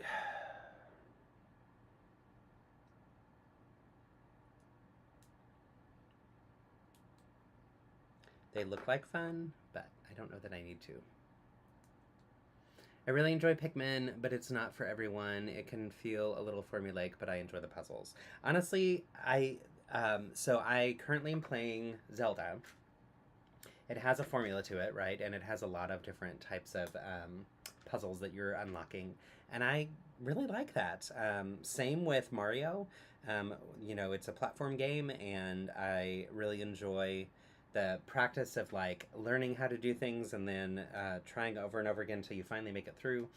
But it is very formulaic, and I think those are the types of games that I connect with pretty easily, and also games that I can like disappear from and then after a while come back to and be like, oh yeah, I remember how to do this. So I don't need something that's like actually I probably don't want something that's like a deep dive story with enormous lore that you have to keep track of and all this stuff. I don't know that I game enough to value that experience without just getting frustrated with it. One that I really struggled with, that I really wanted to enjoy, but it just felt a little bit too complicated for me, was Epic Mickey. I love Disney, and I liked the idea and the concept, but I just really struggled with it, so. Okay, well then welcome to the Pikmin fandom. Good to know. Okay, that honestly, when I was watching them, Splatoon, I was like, this feels like a really fun game that you would play like at parties with friends, but not necessarily one that you would like pick up and play throughout. I do like progress through a game, so I do like something where I'm working towards a goal. But I don't like it where I have to like really learn and relearn things and dive deep and all that. So Pikmin seemed appealing to me. Splatoon looked a little bit more like a quick pickup game that would be fun with a group, but I don't have a lot of people that I don't have any people that I game with that I think would be interested in that. And then Kirby looked like almost too much of a story, but I wasn't sure. And maybe it's not. Maybe it's like Zelda to where I could figure it out and connect with it. Missy says, I love Kirby games. Haven't played any new ones in several years. Bev says, liked Kirby years ago. Mayo, when my two friends come over, the three of us play Super Smash Brothers. Nice. That's one that I also haven't bought for the Switch, but that I've thought about because I enjoy it. And it'd be nice to have on the Switch so that I could play with my nieces and nephews. But I don't know that it's worth justifying just to buy for occasional play with them. But it was a game that I really enjoyed back in the day. So, all right, so we are building the arms. Okay, this is, I'm really glad that these instructions did this way. So I built this arm twice, and you can see it doesn't have a thumb, but it has a spot for a thumb that can be on the left or the right. But because it was the exact same thing, sounds like the birth of the Brady Joyner Plays. Honestly, I wanted to do Brady Joyner Plays on Twitch. I actually did, and was debating it, but I got it set up, or I just did BradyJoynerBricks, actually, but I like Brady Joyner Plays.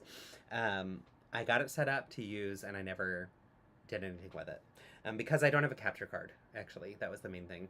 And maybe I'm, like, overcomplicating it, and there's something I could do right now with it, but my understanding was I needed a capture card. Anyway, we built those two arms because they're identical, and the only difference between them is the thumb. So I like that it had the ×2 instructions so that you didn't have to walk through the instructions 2 complete times to build almost identical things. And then it just tells you in the last step to add the thumb. So the thumb adds on here. Let's see, did I do that right? I think so. And then adds on here.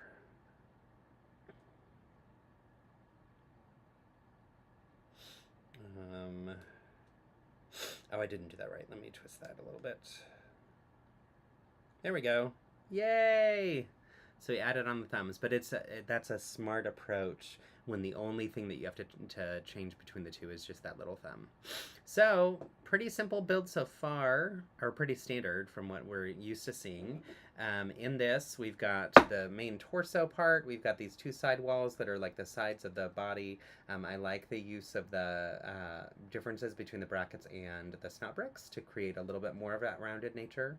The arms connect in a really nice way that gives them a little bit of positioning, which is cool. So you can twist and turn that around a little bit on both sides. And yeah, that was bag 4. So bag 4 got us started on this guy. Bags 4, 5, and 6 are going to be all of Munchlax.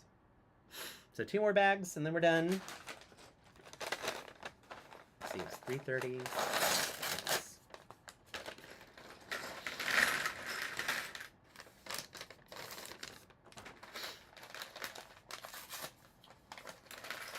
Do any of y'all know if I don't have a capture card, if I'd be able to use Twitch?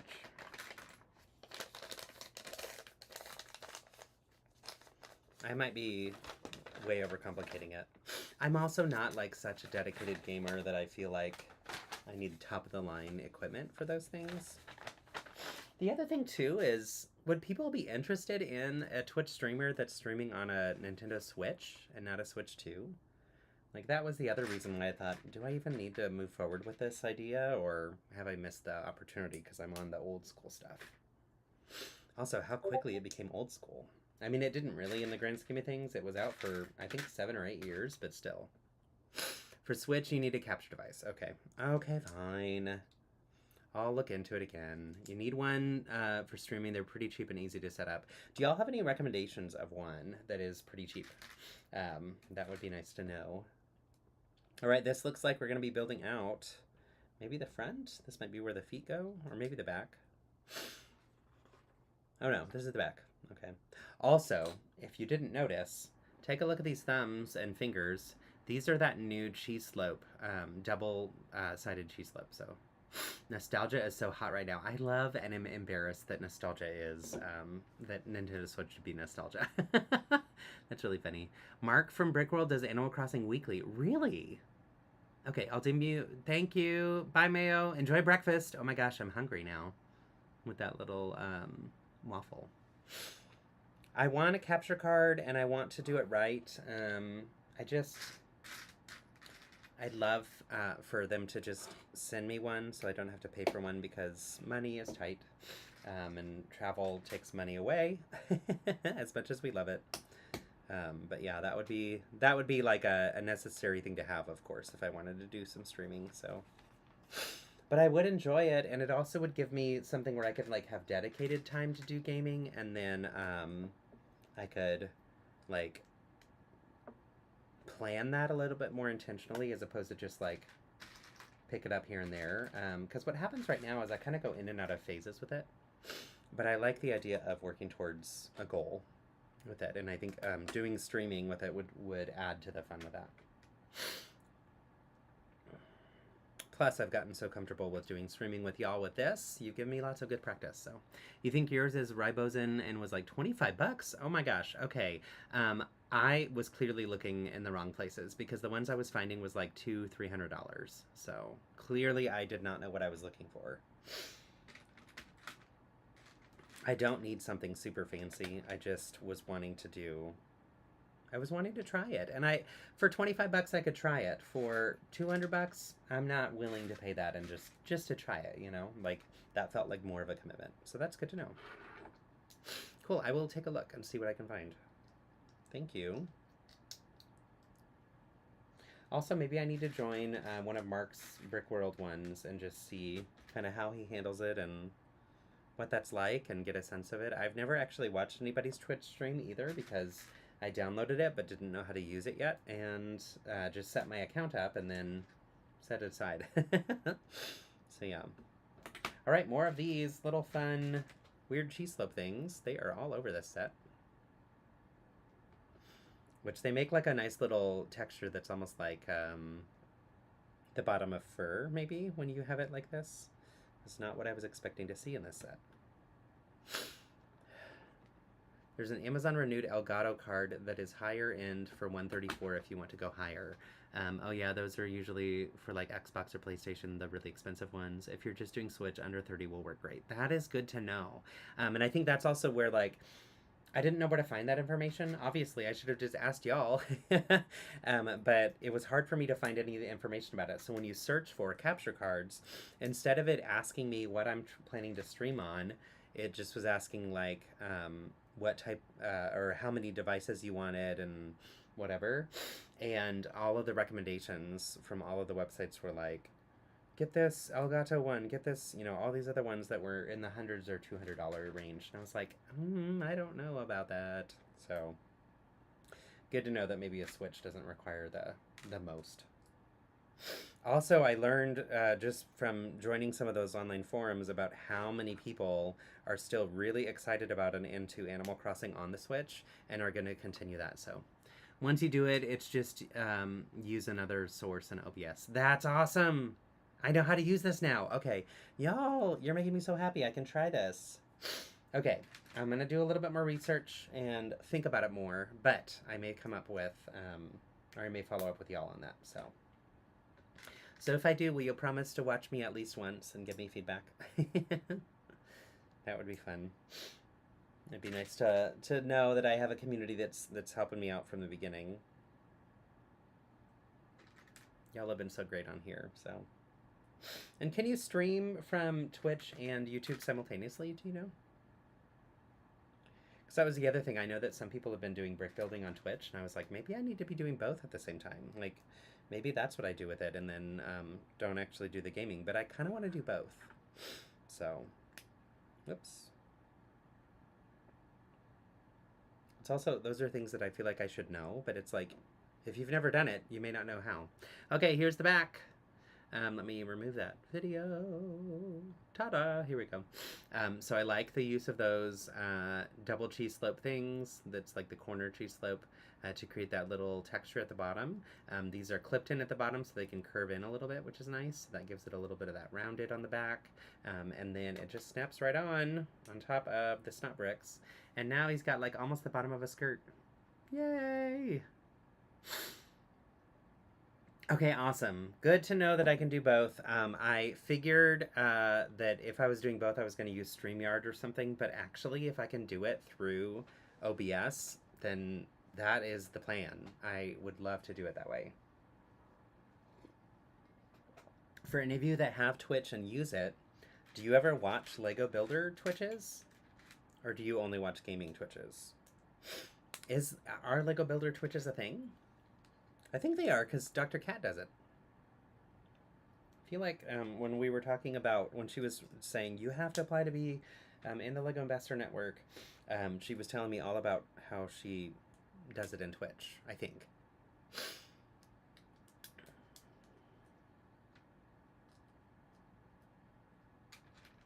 Sometimes I feel really, really old with this kind of stuff. And other times I'm like, no, not at all. It just takes a little bit of time to figure out, so... I think you can do Twitch, TikTok, YouTube, and Instagram simultaneously. There may be some restrictions if you're like a Twitch partner. Cool. Awesome. Well, I'm definitely not a Twitch partner, given that I've never even opened it once I've logged, or after I created my login, so. To me, Twitch is gaming, but I watch TikTok build live streams. Nice. I think that's when we first connected, actually, was TikTok live stream stuff, so. I stopped altogether with TikTok when it got bought by the US and they created their own thing and haven't logged back in since then. So people cook on Twitch. Why not build Lego? Right? Exactly. Do what you want to do. So maybe. We'll see. I remember when I was meeting the people from Whatnot, they were asking at Brick Rodeo a couple years ago, like, oh, is this something you'd like to do on streaming? And I was like, I don't even know what Whatnot is, and I'm not going to, like, once I started to understand it, it's like, I'm not going to be able to sell anything on there, so is that something you'd want me to do? But now I feel like I'm hearing about people using Whatnot to do streaming, and I'm like, I clearly misunderstood that, I think. My friend did Lego Twitch streams way back. He does gaming streams sometimes. Cool. Okay. StreamYard recently changed it so businesses need to pay something like $200 a month for multiple seats, etc., and Brickworld was looking to abandon them because of the price. Not sure what qualifies. Yeah, StreamYard is stupid expensive and not worth it to me. One thing that I hated about using the free version of StreamYard, which I still use for the live streams, actually maybe I'm using Restream, but either way, both of them, when you do the live streams from the free version, it downgrades your video quality even if you're using a regular camera that's got good quality, and I hate that. The only reason they do that is to make you pay, and so for the Lego Masters ones, I've chosen not to pay because I don't think that's worth the money for just doing 10 episodes and that's it. And for this, once I learned OBS, I was like, you know what? I can do the multiple cameras. I can use this really nice camera that I love right here, and it works great for streaming Lego details and things. And I don't need to be paying all this money for something that I can do on my own. So that's not to say that there's not other things I'll pay for. Absolutely. You know, I have a website and I pay for Squarespace for that. And I, you know, pay for mini chat so that I can respond to people quickly with links and things on Instagram. But I don't want to pay like a monthly fee for every single thing all the time. So Whatnot is mainly selling, right? That's what I thought, and that's what I've experienced when I've gone. Sometimes people do stuff like this, but mainly is a FOMO site where if you are buying minifigs, they generally cost more than Bricklink with shipping. That's what I figured, and I was not interested. Well, first off, I can't sell any of the stuff I get from the LEGO Ambassador Network anyway, and so it would only be selling things that we own already, and a lot of those sets I don't want to sell. And so there's just not much there. And then secondly, like I'm not in that to make the money off of people buying stuff for me. I would love to be at a place where I'm monetized with like commercial content and that kind of stuff, because then it's not charging my community for things, but it takes time to get to that place. So these streams have been helping build up my watch hours. So thank you all for being supportive and joining and helping me out with that. I'm still pretty far from that monetization level, and maybe eventually I'll get there and maybe I won't, and that's okay. But the other thing is, this isn't natural to me and fun, and I enjoy it, and it's community building to me. Like, it's us having our community together, so it doesn't feel like I'm asking you to pay for something or monetizing in any cringy way. I know there's ways, once I hit a certain amount, where like people could pay for memberships or whatever. Like the first level of monetization isn't through commercials on YouTube, but I want to skip past that because I don't want to have to ask y'all for money for this type of stuff. Like, yeah. Anyway, all of this stuff is kind of weird to me.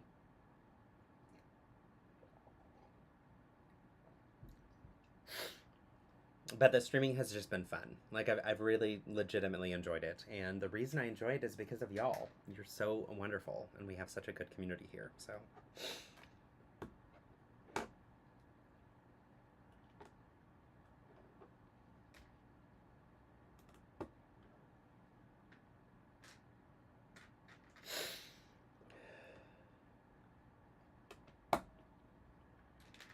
Right. So now we're building out the front part, and we're also using some clips and bars, I think, that are going to help with curving out the bottom part as well, just like we did on the back. I love these corner pizzas that are there. They're rounded. Those are nice. Okay, just a moment. I'm going to blow my nose again.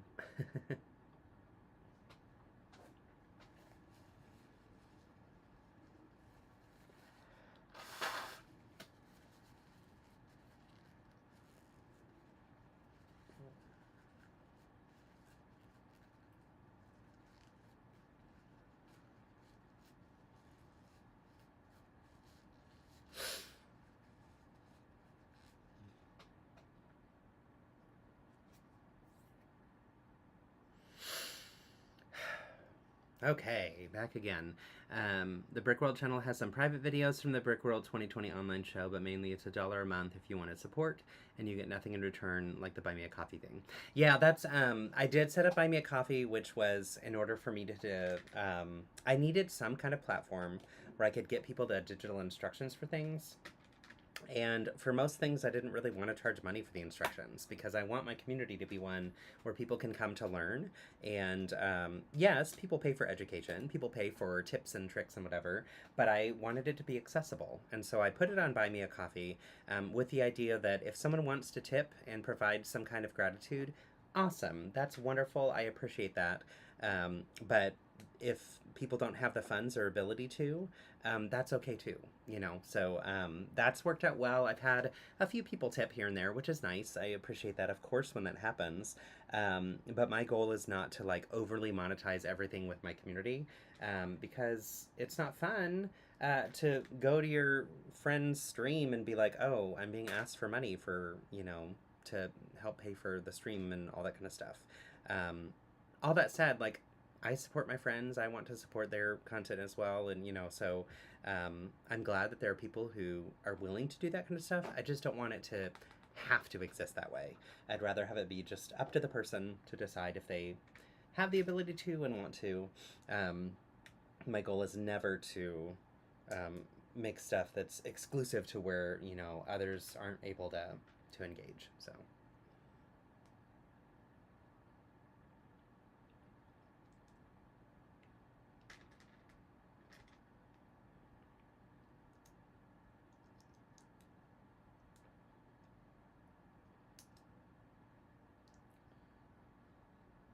All the stuff out there about like how to grow your content creator business and all that kind of stuff. So much of it hinges on people who have businesses where they're trying to reach clients and that kind of thing. And I'm like, mine is so different. It's not that, and I don't want to like do something that gives someone a link so that they can buy my course and whatever. Like, that's not what I'm doing right now. I mean, I'd love to have consulting clients and stuff that come from this. That'd be cool, but it's not the same thing, you know, and I don't know. It feels decidedly different to me, so. Um, so a lot of the advice and stuff, I'm like, yep, that's not for me. That's okay. So, okay, yay, here's his belly, super cute.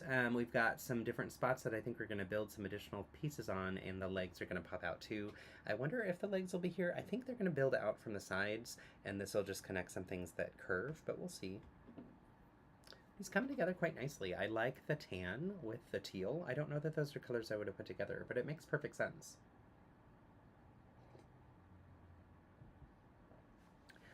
All right. Also, we're about to get to our printed parts, which are these little pads of the feet, which are so cute. So.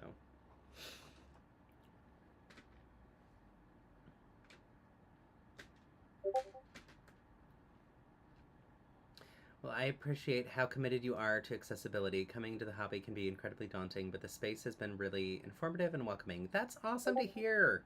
Thank you so much, friend. That means a lot. Yeah, I want it to not be daunting. I want it to be something where people find their way and navigate their way into it and just feel like they have friends that are willing to help them out.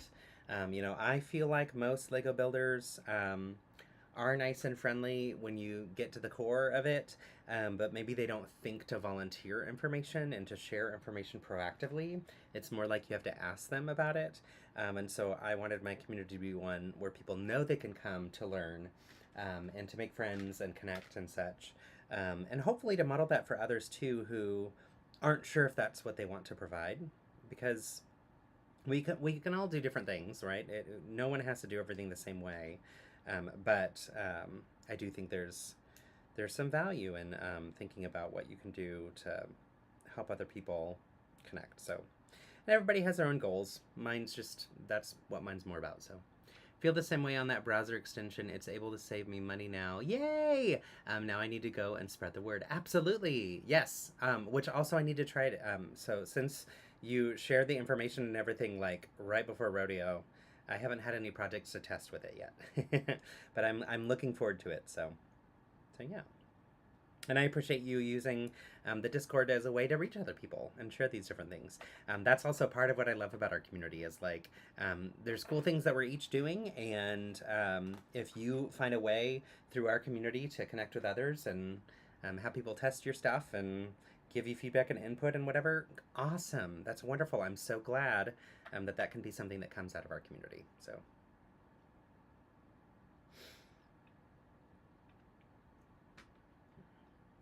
This is a really odd build for the foot right now. It's like a weird shaping, but it's going to create a perfect shape for this. I know it's worth it. It's just odd. I don't think I was expecting it to be this complicated for the foot, but I like it because it's going to give us like really great toes that are sticking out in 3 different directions. I'll show you in a second how it all connects. So it's pretty cool.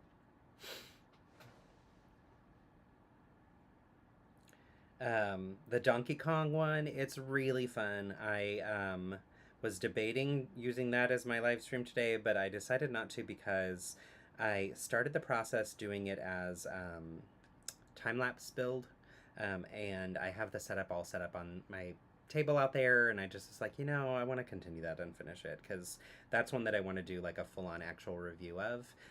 I wanted to have reviews of all 3 of the gaming arcade type sets together because I just think it's fun that I have all of them. It's like I have my own little mini arcade at home. so I'll get around to that, but I'll share it and you'll hopefully it'll be fun for y'all to watch. Okay, here's the foot. So you can see we've got those clips there. In the middle, we're using a black snot brick that has the studs all the way around on 3 of the 4 sides. So this side is smooth. And these clips are going to clip, I think, into the foot sideways, so this will be close to the body. But then on the bottom here, we're going to cover up all of this like little fun building technique using the pad of the foot. So that's going to cover that up. And I'll just show you one more time before I cover that up. how we've got these little toenails on the left and on the right that are connected with clips. So, pretty cool. Pretty cool.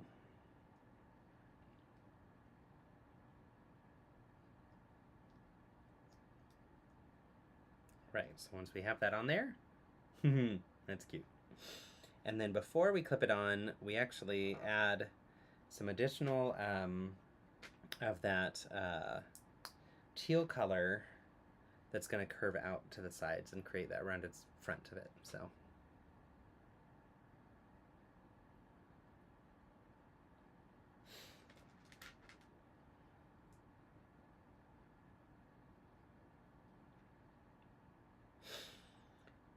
All right, so that's gonna go like this. And I think this is a scenario where actually we're building 2 of the feet, and the only difference is this clip. It's interesting how I said the thumb on the hands made it so that they could just do the build and then have ×2 and then just add the thumb. I feel like they could have done build ×2 with this, and then they could have a step that shows how to build this. So little mini criticism, not a big one, but still. But this is going to clip here on the left. Or no, yeah, it's the left foot. And you can see that little bit matters because it helps continue that curve all the way around. And then, yeah, the foot's right here. That's fun. I like it. I'm going to set them up here for now while I work on the other bit, the other foot. Okay, let's see. All right, we haven't talked about the Pokemon sets. Are y'all interested in them? Are you excited about any of these buildable ones or any of the Smart Play ones? Give me the real. Tell me how you feel about it. And don't hold back.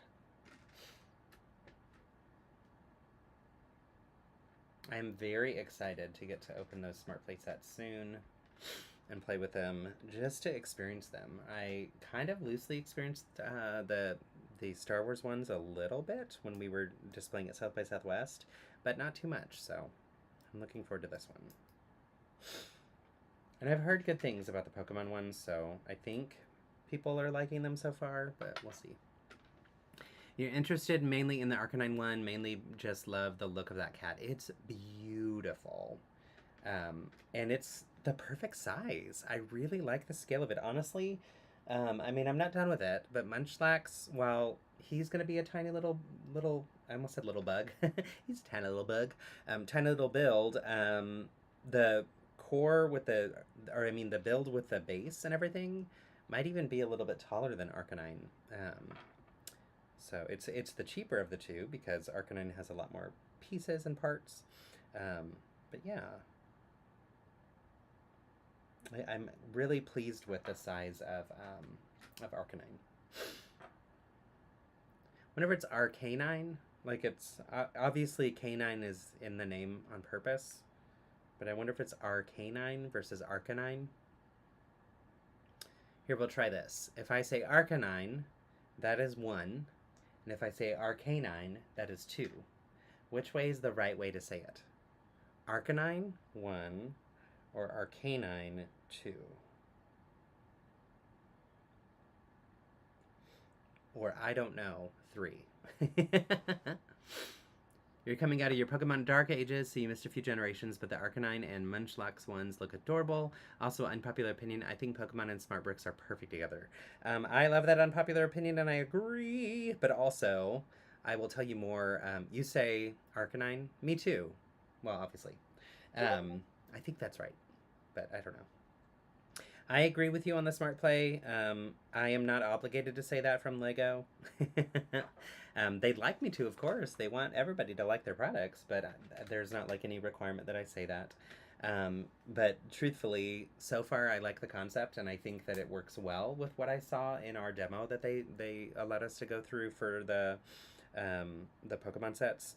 They flew some people out for them, but most of us just got to hop on a live stream where we got to see it, and I liked it. It was really fun. So I think they'll be good, but until I've gotten the chance to actually play with them, I don't want to sound off on that yet. So we'll see. Oh, that's what I'm missing. I thought it was weird that these parts were open, but it's because I forgot to put this piece in. Much better. That was feeling really unfinished. All right, y'all. This is so freaking cute. Ah. I love that he's like kind of holding his belly. He's like, I've had plenty of queso today. Me too, buddy. Me too. Oh my gosh, that's adorable. Okay. All right, so he's going to sit on here kind of at this angle for now. And yeah, I'm going to put him over here to the side. Etymological pronunciation. Many fans prefer Arcanine because the name is a portmanteau of the words arcane and canine. That kind of makes sense. The official anime introduced the pronunciation Arcanine. Okay, thank you. You've always done the ka, not sure why. The Smart Brick builds seem easier to hold than the Star Wars ones, so the Smart Brick would enhance the switchability significantly. That's also where, like, I won't be able to compare it with the Star Wars experience because I didn't get those. But I am glad that, like, that was something they demonstrated for us in the Pokemon ones. So, anyway, we'll dive deeper into that next week. It'll be fun. It'll be a lot of fun. Okay. Bag 6. Last one. Let's give this Munchlax a head. All right.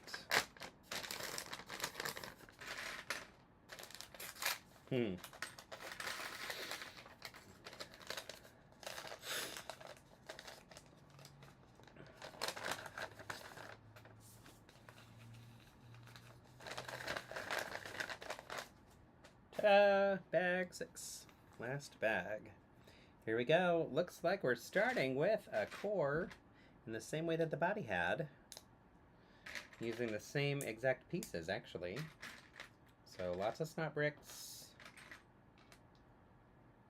to make kind of a squared off thing. With studs in all directions. During rodeo, we did one of our, what do you call it? We had one of the panels for LEGO Masters, and my throat was feeling really raw, just because of all the sniffly and just talking all day and everything. So not in a position to be able to sing. And they got to the topic of me singing during the Wicked Challenge. And then everybody started chanting for me to sing, and I was like, I'm sorry, I'm gonna say no.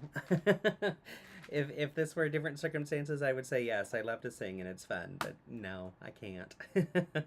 And I appreciate that people were kind about that, because yeah, I just was not feeling up to it. I was like, this is the worst my voice would sound right now. So Munchlax is the pre-evolved baby from Snorlax. Yeah, there were actually a lot of criticisms that they didn't do Snorlax instead, which I don't think are founded criticisms. I think those are ridiculous. But I was actually more familiar with Snorlax than Munchlax, because I think in Pokemon Go I found a Snorlax before I found a Munchlax. Actually, I don't even know if I found a Munchlax in the game yet. Introduced in Gen 4, Snorlax has that same thing where he holds his belly. Yes, I love the one that I have in the game because of his pose. I just think it's adorable. And yeah, when I first heard that it was going to be Munchlax, I was surprised, but I wasn't mad. But you know, to each their own. To each their own. People be big mad about all kinds of things, right? Was wondering about that. Munchlax definitely goes up in stock in my book now. So cute, right? Yeah, I really love that it's the unevolved version. Or pre-evolved? Would you say unevolved or pre-evolved? What am I supposed to say, y'all? Help me know. Help me know.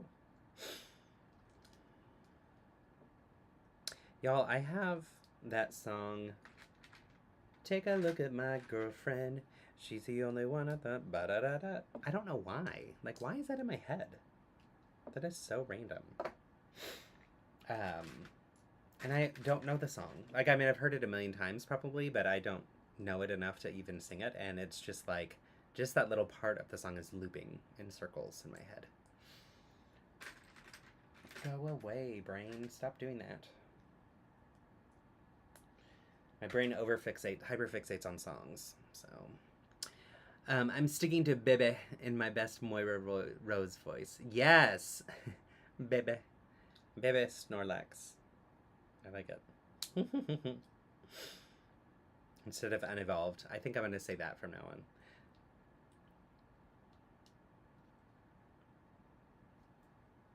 Let's see. Alright.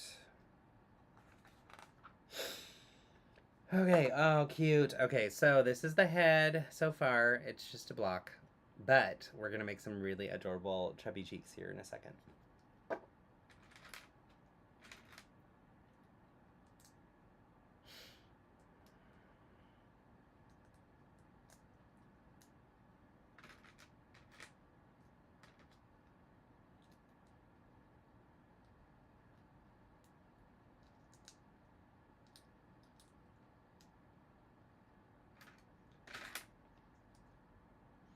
All right, so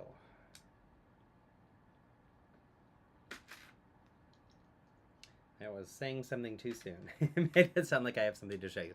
So, ... nothing.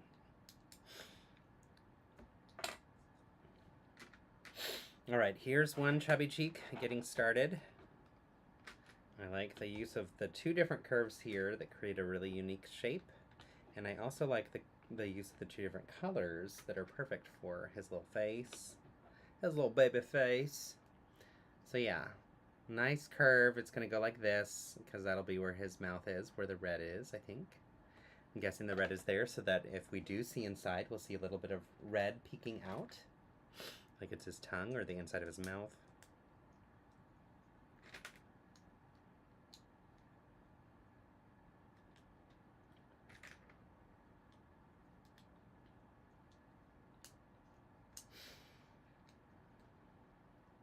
I wish that I was able to play my vinyl records while we build together on streams. I wish there wasn't the restriction of copyright issues because I love listening to music while I play and build. And it'd be really fun to like have you all help pick out the songs that we're going to listen to together and everything, but no. They don't want us to do that. Those silly people at the music, whatever, I don't know. Whoever does copyright. Also, we should pay musicians, so, you know, that's fair. I get it. Okay, look at this, though. Y'all. It's like the perfect width. Little baby face. Little baby cheeks. It's adorable. Adorable. All right, and now we're going to do more of it. Of course. So...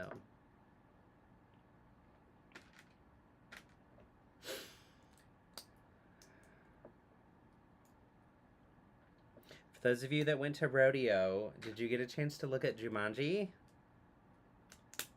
And to meet my friend Ian? I'm so proud of him. So very proud of him. Such a cool build. And such talent. I tell ya. Also, it's weird to see him as a young man now. It's like, wait a minute. You were a kid. What happened? What happened? Everybody's growing up too fast.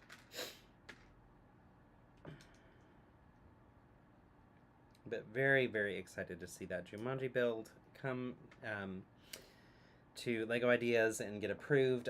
Philip and I were watching the trailers that were all played at Comic-Con and saw that there was a Jumanji one. So it's like, that's just perfect timing. All right, this is the back of the head. And I like that we're using this piece. Oh, that's the eyes. I didn't realize those are printed, so that'll be the front. But we're using one that's like solid color on the back here. And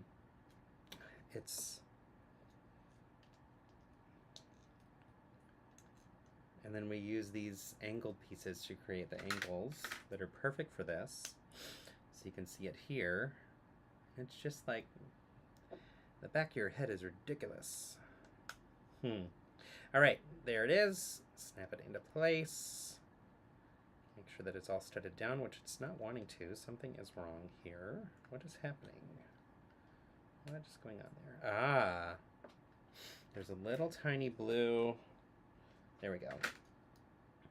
Those inside here, you can see that little tiny blue in the corner there. The little blue snot brick. Those ones that are rounded, they can twist a little bit. And if it's twisted ever so slightly, it won't stud in. So had to fix that. So here we have the back of the head, which again is like the perfect shape. Like this is so well done. And then the front looks terrifying right now. So what I thought was going to be the mouth is not the mouth, and that's okay. All right, now let's do the front.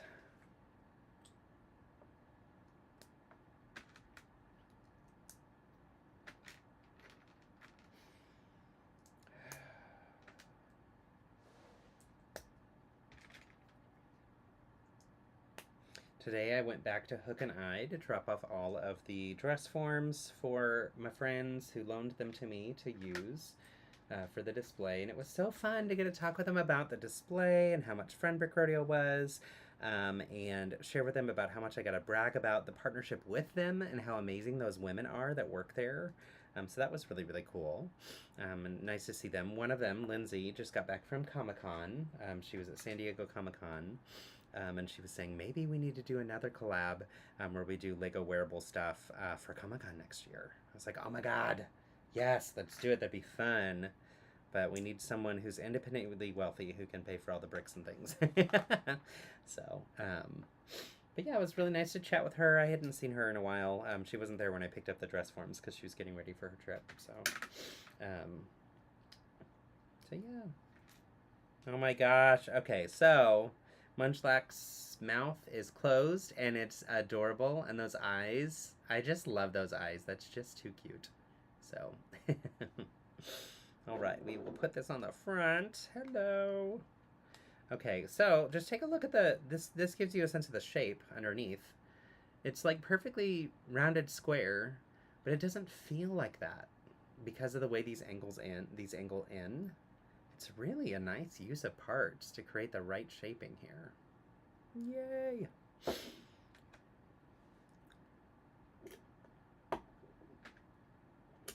Almost done. Got to give it some ears. He has very iconic shaped ears too.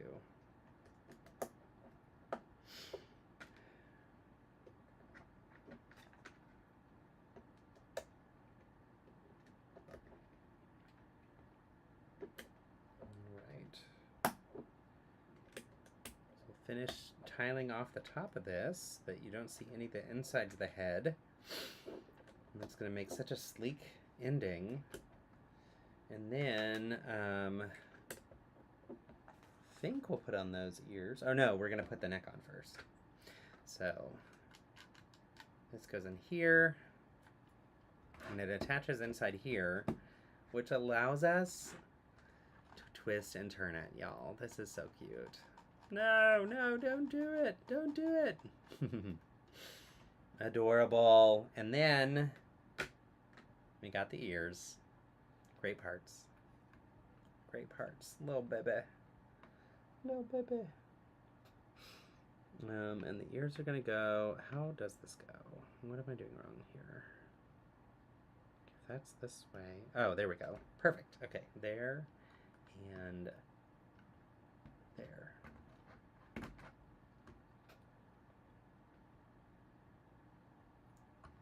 Yay! Okay, he's done, y'all. Let's move all this out of the way and give you a closer look. He's stupid cute. Oh my goodness. Okay. So, we have our friend, Munchlax. Let's do this a little bit up so you can see him a little better, or maybe like that. So we have this fantastic base, which is really nice. Hidden underneath this, after some brick building, are the numbers 446 to represent his Pokedex number. And you can see as we twist that around how there's different kind of sections of it that have different flowers and mushrooms and things. We have that apple, and then we have 2 cord apples, which are great. And if you really wanted to, this just pops right off, and you could display that separately, like so. So you could even have it off that display base. I love it on the display base. I think those colors just add a finishing detail to it and make it feel a little bit nicer. And it also gives it place. So if I remove that from there, I feel like I'd want to build out an even larger platform and structure for him. Then we have Munchlax himself, or themself. And look at this adorable little friend. So we twist around, we see those little kind of skirt type details that we have all the way around the ground. And those feet are just so freaking cute. The head goes back and forth, so he can be looking to the side and saying, hey, give me an apple. And then look at this. We've got the little arms that can twist up and can kind of go in toward his belly because he's like, I'm kind of full because I've had lots of food. So I like that this little spot kind of gives you a sense of where to put those legs. You could position him in different ways, but I think this is the way that I would want him positioned on the little stand. And we'll do this a little bit so you can see him better. Then we have these cord apples that are really cute. My only complaint here is I don't think there's a way for him to hold the cord apple. And so there's not really a spot to put them. Let me see what they did in the display here. Yep, in the display they do this. They say, here, let's just lean this one up against here, which works, and then have the other one like there on the counter. It's fine. It's cute. Unnecessary, right? It adds a little pop of color, and I like that. I think that's purposeful and makes a lot of sense. But I don't know that it was necessary to have, so. Oh, okay, so if you take a look here, you can see they kind of have him holding it. So they just like put it where it's like leaning against his face. So maybe I could do that. It's literally though just resting. And I don't think it's worth it. It's not gonna stay up very easily, so. But oh my god, so freaking adorable, right? This is really, really cute. And I do love that you can be like, you know what? He doesn't need to be on this little thing. We could do like a stack of books and say, hey, let's put him on all of our instruction books. Or like on a bookshelf and have him like on a stack of books. Maybe I could even build a little brick built book for him to read. Or maybe some glasses, and we can make him a nerdy little cute Munchlax. That'd be cute. Yay! Okay, but he's so cute. I'm a fan. I'm a big fan. Good job, LEGO. Good job, LEGO designers. Go Pokemon team. So fun. Okay, I'm gonna finish this coffee, and then I think we could start Rayquaza, or I could continue Arcanine. Do you have a preference on what you want to see next? Here's Arcanine so far. So the next step is his tail. So we've got the legs and the core, and then the next step is his tail, and I want to say, yeah, I'll bring a minifig over. I want to say that bag 6 is the tail, and then it goes into the head. So there's 11 bags total. Where is a minifig? What's funny is it's like, why isn't there one beside me? But there is. Okay, I'm gonna put a minifig right here, side by side, and then I'm gonna switch to this camera. Ma! So, banana for scale. Yeah, that gives you a sense. The minifig is about the size of the apple core. So, if our little friend Munchlax is hungry, he could munch on a minifig, is what I'm thinking, which now makes him terrifying. He's terrifyingly cute. And while we're at it, let me see if I can find the other thing. Ah, here we go. Perfect. Okay, are you ready for some fun? Let me grab this other piece that I need for this silly little trick that I'm about to show you. I would need to figure out how to get this to actually connect, but what if, perchance, Munchlax wants to go to school, and when he's in school, he needs some reading glasses?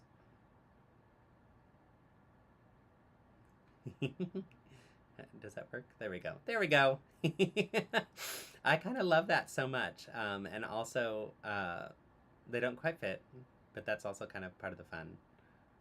Does he need glasses? Do we need to give him some glasses? If so, I need to figure out how to set it on. So, fun. I love just playing with these things. I was thinking of a little tea party. Oh my god, that would be great. But he might be a bit too big. Actually, with the brick built poo, that might work perfectly. Yeah, I love him with his little glasses. Just gotta put him in the right spot. It's like, hi friends. Maybe you could get him a little beret and a little paintbrush. Okay, this is gonna be fun to play with. Yeah, that could be fun. Let's see. Yeah, it's really, really cute. Let me look up the information. I don't know. Continue Arcanine? Okay. Any other votes? Let me know in the chat what you're thinking. Let's see. While you do that, I'm going to look up on the LEGO website. LEGO Pokémon. I think this one was in the $60 range. It might be less. It might be more. I hope it's less. Okay. This one, Munchlax. $70. $70 US dollars, 757 parts, no minifigs, all printed parts though, and an adorable little friend that can go with you everywhere. Pocket Munchlax. And then, although you'd have to have a big pocket for that. And then Rayquaza, which I'm currently planning to hold off on unless someone else votes in a different direction. $130. 1,083 parts, one minifig, so that is our first set that we're getting a minifig in. And then Arcanine is $110, 1,190 parts, no minifigs. So let's continue Arcanine. Yeah, okay, I'm gonna grab Winnie the Pooh so that we can just see them side by side too. Because why not? It's always fun to mix IPs.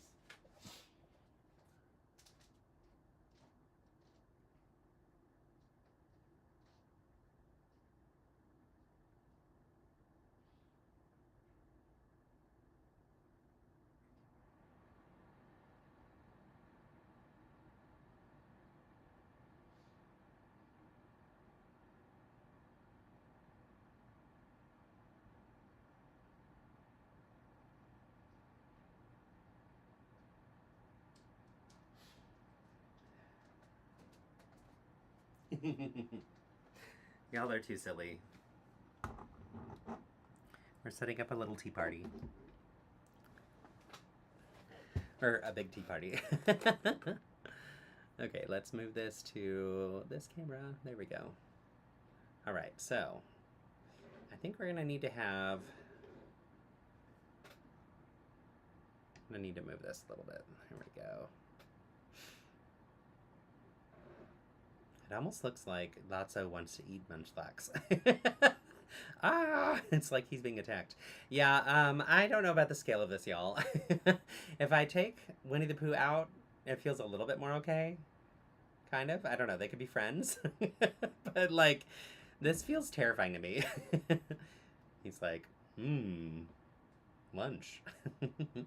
Also, he's, like, on a little platform. So if you take him off his platform to understand the scale, like... They're, like, protecting him. There we go. Oh, y'all are so silly. Why do I entertain y'all with your silly whims? Actually, no, I think it was a fun idea. So yeah, this gives you a sense of scale for the different characters. Winnie the Pooh is much more expensive, an amazing build, and he, in his stomach, he ate all his friends. Just kidding. Actually, he has a really cool honey pot that opens up and has all the different little scenes in there. It's really cute. And then Lotso doesn't have anything in his belly, although he should. And his face, I love that it does this. I think that's a really smart approach with getting some different ideas of how he could look, different expressions, and then you can twist his eyebrows down to make him angry. Which I like Lotso is not so angry, but, you know, he is kind of a mean badass bear, so. Cute, and then Munchlax, yeah, has some possibility. I do love all three of these sets for different reasons, but in general, they all gave some really interesting sculpting to them, and I think they really captured the characters beautifully. The colors are fantastic for all three of them, and actually the colors together are actually really fun. Especially like this one, because the red and then the bright pink of Lotso, those kind of compete a little bit, but look at these two together. It's like, I don't know. It's still kind of creeping me out though. And then this together, like this works as well, color-wise. It's like, hey friend. Okay, let me stop playing, and we'll go on to Arcanine, because that's what you said, so that's what y'all said. Okay, here we go. Winnie the Pooh, you gotta move. We're gonna bring you back here. You can supervise from back here. Y'all, wouldn't it be creepy if, as I was building, this was just like slowly moving on its own? That would terrify me. Now I'm going to be loosely paying attention to that, and hoping that it's not happening. So, okay, and then he can stay here, and Lotso can stare at me from right there. Let me grab the bags. We'll continue him, Arcanine. I don't know why I said him. Feels like a him today. We'll continue them. And then we'll see where I get. I don't know if I'll get through all of it, because it's a lot left to do. It's about the same amount of bags as we had for Munchlax, to give context. And that's been 2.5 hours. So I was kind of like slowing down a bit. So I'm taking a little bit more breaks than normal since my stupid sniffly nose. But yeah, we'll continue and see. So let me just show you where we're at so far. So these pop on very easily and pop off very easily. To give you a sense, it's through these different types of joints, and we have it on this white piece that connects, so that's going to keep it really well connected. In this, there are 2 printed parts on each leg, on each front leg, so there's this one and that one that basically have that V shape. And the front one, of course, is a smaller leg than the back one. They both have tufts of fur, so the front leg has a tiny tuft of fur, and then the back leg has a huge tuft of fur. And yeah, it looks really good together once it's all put together. And then right underneath, you can see that we're using lots of how do we do this? There we go. Lots of tiles to create some different little, almost like tiger stripe type details and lines. So really, really nice. And I think it's going to look very nice and have some good posability. I'm hoping that it's going to be strong enough to actually pose where it can stand, but I don't think that's going to be the case, because like this is already wanting to tilt forward. So I don't know that that'll happen, and that's okay. But yeah, it's pretty solid. So I'm going to move this back. No, I'm going to put it up here, just out of my way from the build area, while I'm working on building out the tail. And that way you can see what I'm building as I go. And then, yeah, we'll get to that. The Bear Council meeting has adjourned. Thanks for hearing the idea. Of course! Thank you for the idea. It was fun. I love silliness. It makes me very happy when people can dive into silliness and just have a good time. So yeah, we've got little Winnie the Pooh over here. Honestly, that was one of my favorite builds this year so far. It's been super fun. That one and Lotso. I really like the shaping of those characters, and I think they're very well built. I think they nailed the details very, very well. The Pokemon sets have been really great and really solid, but those 2 in particular are standouts for me, as is Eevee. Eevee is another one that I'm really, really happy with. So, if you saw, Eevee was one of the prizes that I was able to send for participants in Build with BJB. So that went to our friend Hector, who's Tito builds and Tito reads. And it was so fun because a lot of what Hector builds is Disney. And I didn't think that he had a Pokemon set yet, but he had also mailed me some Pokemon cards, which was really sweet. So I was happy to share some Pokemon love with him, because I don't think that he'd been building any of the Pokemon sets yet. Okay, coffee is done. Probably finished for the day. Shouldn't have more. let's dive in to bag 6. And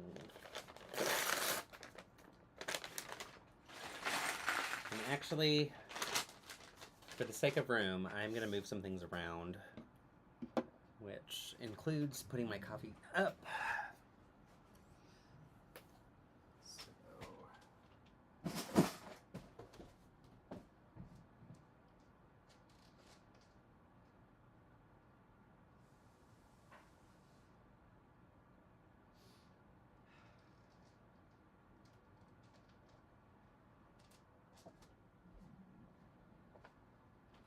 And then I'm going to move Lotso because I can't read the chat. So he's going to be back here with my LEGO Masters mini builds. I can put my coaster up. There we go. Slide this. There we go. Now I've got more room. All right. Back to building. Get back to work. All right. Here we go. Cool. So, bag 6. Looks like it's the tail, or at least the start of a tail. There might be multiple bags that are the tail, because it's a pretty fluffy, large tail for this fun Arcanine, Arcanine, however you pronounce it. I think it's Arcanine. And, let's see, can I get these here? I wonder if I move that. Also, this instruction book is a little bigger than our Munchlax one, so actually he can go here now with Winnie the Pooh. And this can go here. Okay, I think we're all set. Give him these little apple cores and glasses. Okay, for real, here we go. All right. For builds for conventions and things, has anybody started to think about some additional builds that they want to work on for a convention, or have any fun new ideas that they're going to work towards? I'm always curious to know what's up people's sleeves.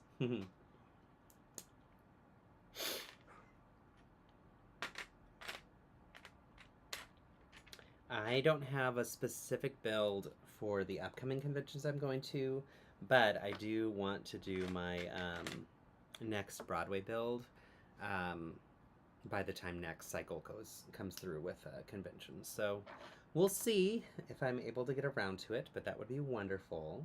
It would be really, really fun to get to have that up and ready to go. So the other thing is with the Wicked for Good Play Well build that I have, I'm tired of bringing it places because I don't like taking it apart and putting it back together. I want it just to stay up on the wall now. I'm getting a little bit nervous that it's going to get too loose in terms of the bricks since they keep having to be undone and redone. So I'd like to retire that one to just be on display. So that leads me to also want to have the next one up and ready to go soon. So, and by soon I mean next year. Still a bit overwhelmed with resorting everything, but the foliage, movement, and lighting workshops got the creative juices flowing. Nice! I really was sad that I didn't get to go to any of those workshops this time. We just couldn't make it with all of the things going on. And so I'm hopeful that I can look up, especially the movement workshop stuff, to be able to learn how to use those new parts that we got. We did buy the kits, so yeah. Let's see. Yes, I woke up 2 a.m. Monday morning with an idea. Yay! That's fun, Bev. With motion. Okay, that's cool. So you have to learn how to do that. That's really cool. Very excited that you're going to use some new skills that you learned. All right, so we're getting a little bit of that rounded back to the tail because it's all super fluffy, right? But the core of it is all snot brick building because we have to make the fluff go out sideways too. It's going to be quite a thick tail for this little friend.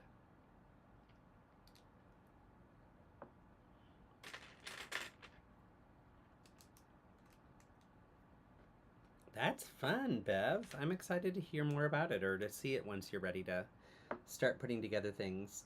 One thing I want to be more like is I want to be more like Bart. I like that he comes up with an idea that's a pretty big idea and then works towards it throughout the year, kind of breaking it up into smaller chunks. And he brings little bits and pieces to our lug meeting so that each month we can all see his progress that he's made on different things. And truthfully, I just haven't built things where I've shown the process as I've been going as much. And that's something that I'd like to do a little bit more of, because also I think that would challenge me to build bigger, because then I would be able to break things up into kind of each parts. Nope, secret. Okay, perfect. I'm also fully supportive of a secret. I love that idea too, and that'll be super fun to get to see whenever you reveal that secret to us. So yeah, keep it to yourselves. Definitely don't tell Missy. I've heard she's terrible at keeping secrets. And definitely don't tell those grandkids of yours either. So, but that's really fun. I like that. I've had 1,000,001 new ideas left and right, and I have such a hard time ever picking one to commit to because, yeah, because of lots of reasons. And part of it too is like running things like a monthly challenge and whatever. That takes a lot of my brain power for building, and so yeah, I'd have to kind of fit it all together. Oh no, she knows! Missy, keep your mouth shut. Your mom does not want that secret out.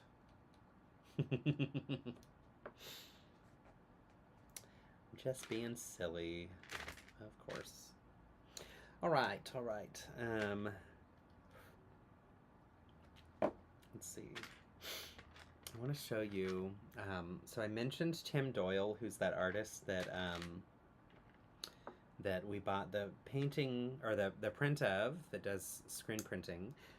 But for some reason, I just felt like I really want to show you his art right now. So let me see if I can find a website for him or something. Let's go here.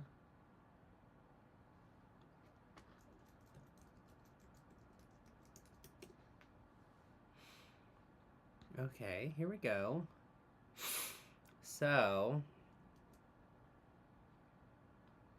is the poster up here? I want to see if it is. I'm not seeing it yet, but okay, so the poster's not on the front page, but take a look at this artist that I'm dropping in the chat. Wait, why didn't it paste? There we go. All right, so this is the artist that I was mentioning, that we were at the gallery and looking at all of his stuff. I don't think Alfie bought something from him this time, but Philip and I did previously, and it's just really great stuff. So I wanted to shout it out because he's so cool and is a local Austin artist. Yo, there's a purple hair in this tiger. Whose could that be? Okay, cool. Arcanine, you don't need any purple hair in you. I took care of that situation. It's been resolved. The other artist, I didn't catch his name, but I snapped some photos of his stuff so that I could come home and decide what piece I want. Does like almost, it's like recreation of Japanese artwork, but using pop culture pieces as the subjects, and they're so beautiful and so well done, and also just kind of fun to see in that style. So hopefully I'll get a piece eventually, and then you'll see it up on the green wall behind me. I think that's where I would want to put it, but lots of things that were related to gaming, which I thought was really fun. But yeah, Tim Doyle does pop culture things that are mostly related to movies and TV shows. And the one that we have from him is has references to Jurassic Park, has references to Guardians of the Galaxy, to the Terminator, to what else? Maybe Star Wars, I can't remember. But really, really fun and just very silly stuff. So yeah. All right, this is an interesting and odd shape here that we're building, but this is going to be a giant tail. I think it's going to be 2 bags worth before we finish it, maybe even 3, which makes more sense as to why there's so many bags left over. At first I thought it was just one bag, so I thought, wow, there's a lot in that head. But maybe not.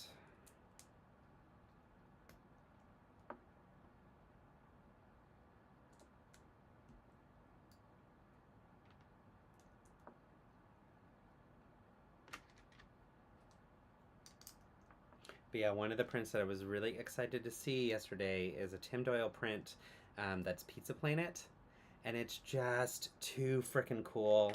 And it's one that I want to add to my wish list and maybe get for our movie room because it's really fantastic. And it would go well next to the other one that we have from him since obviously it's the same artist. It has the same type of vibe to it. But it looks like a landscape from like a not scary movie, but like intense thriller or something. Like it doesn't look like Pizza Planet, but also that's what it is. It's Pizza Planet, which is great. So it's very fun. All right. So we have this little bit here, and that's going to connect. Let's see, right here. It looks like. Okay. So creating a little bit more of an outline of the shape of that tail.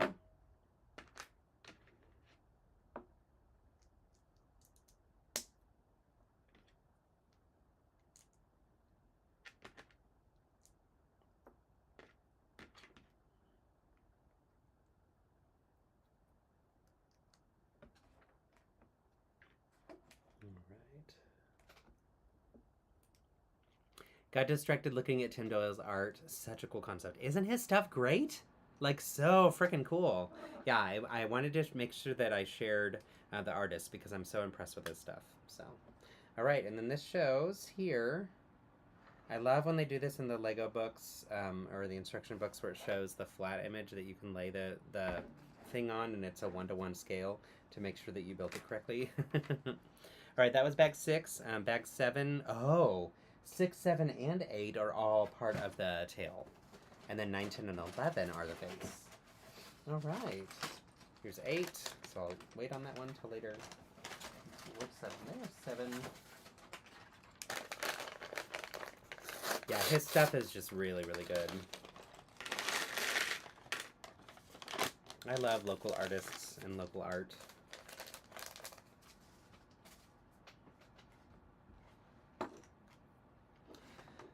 Okay.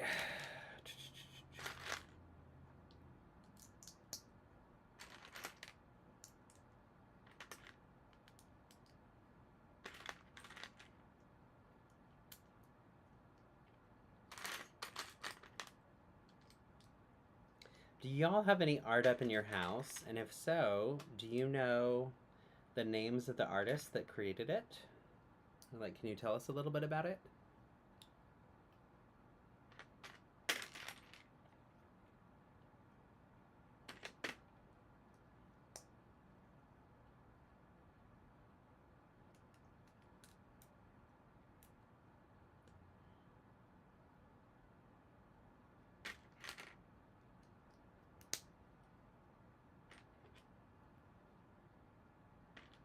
This is kind of an odd build.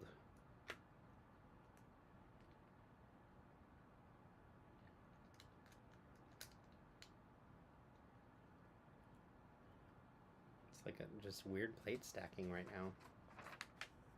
I'm sure it'll make sense once we get a little further down the line, but it's kind of an odd setup for it. I guess that's how you get some really cool shapes and things.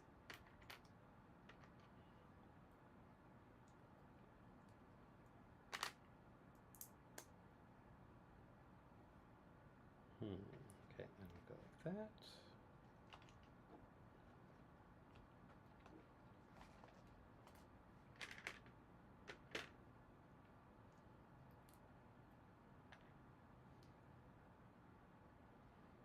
Okay.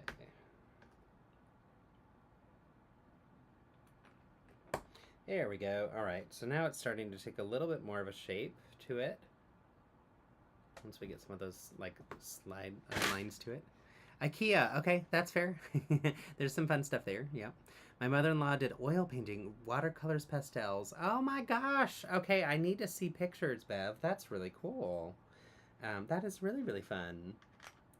My step grandmother used to do all kinds of different art things. She wrote books that were all these short stories, and she had like 5 or 6 of the books, which I would love to track down someday. It'd be so fun to own.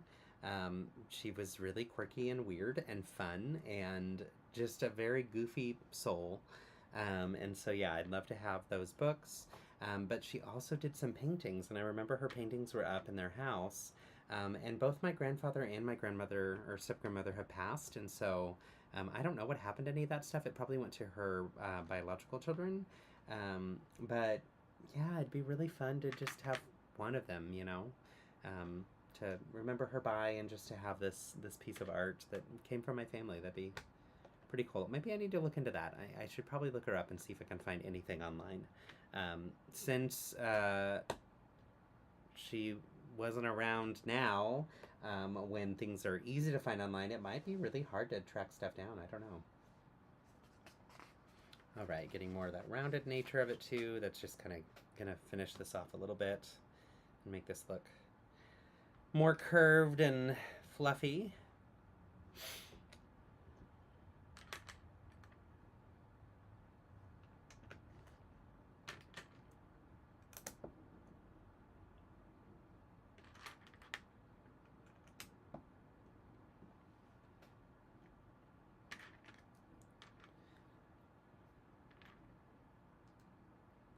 I'd love to take adult art classes, and I'd also love to teach adult art classes. That would be really fun. Um, I've gotten to do some of that with Lego, which is great. I love when I've been able to do some things with bricks and minifigs. They've been really cool to work with, and our local folks that work there and run our stores are awesome. I really do love our local stores. So maybe I need to reach out to them again and see about setting up another fun opportunity. If we did, would y'all be interested in going? Sometimes it costs a little bit more than what people want it to, and that's just because when you do a mock and you have to pay for the bricks on Bricklink and whatever, you know the price. You've all done it before, and so to pay for it to happen at a store type setup sometimes can surprise people at how much it costs. But I promise you that it's a lot of fun to get to do in a group setting. So I would love it if I got to do one of those again, and also if y'all could come. All right, so we have this complicated mess. We have this complicated mess. It's going to connect here, and it's going to look beautiful. Ah! Okay, that is really nice. Yay! Awesome. Okay, I will check in with our people and see about it. Now, I will say that most of the classes I've been able to do, actually the only classes I've been able to do have been at the South Austin store. So I've talked with Gary about maybe setting something up at the North Austin store too, but it might have to be at that one. So I know that's even further for you, and I'm sorry, but that's probably likely where it would begin. But I'll reach out to Gary again and see if that could be something that we could work out. So.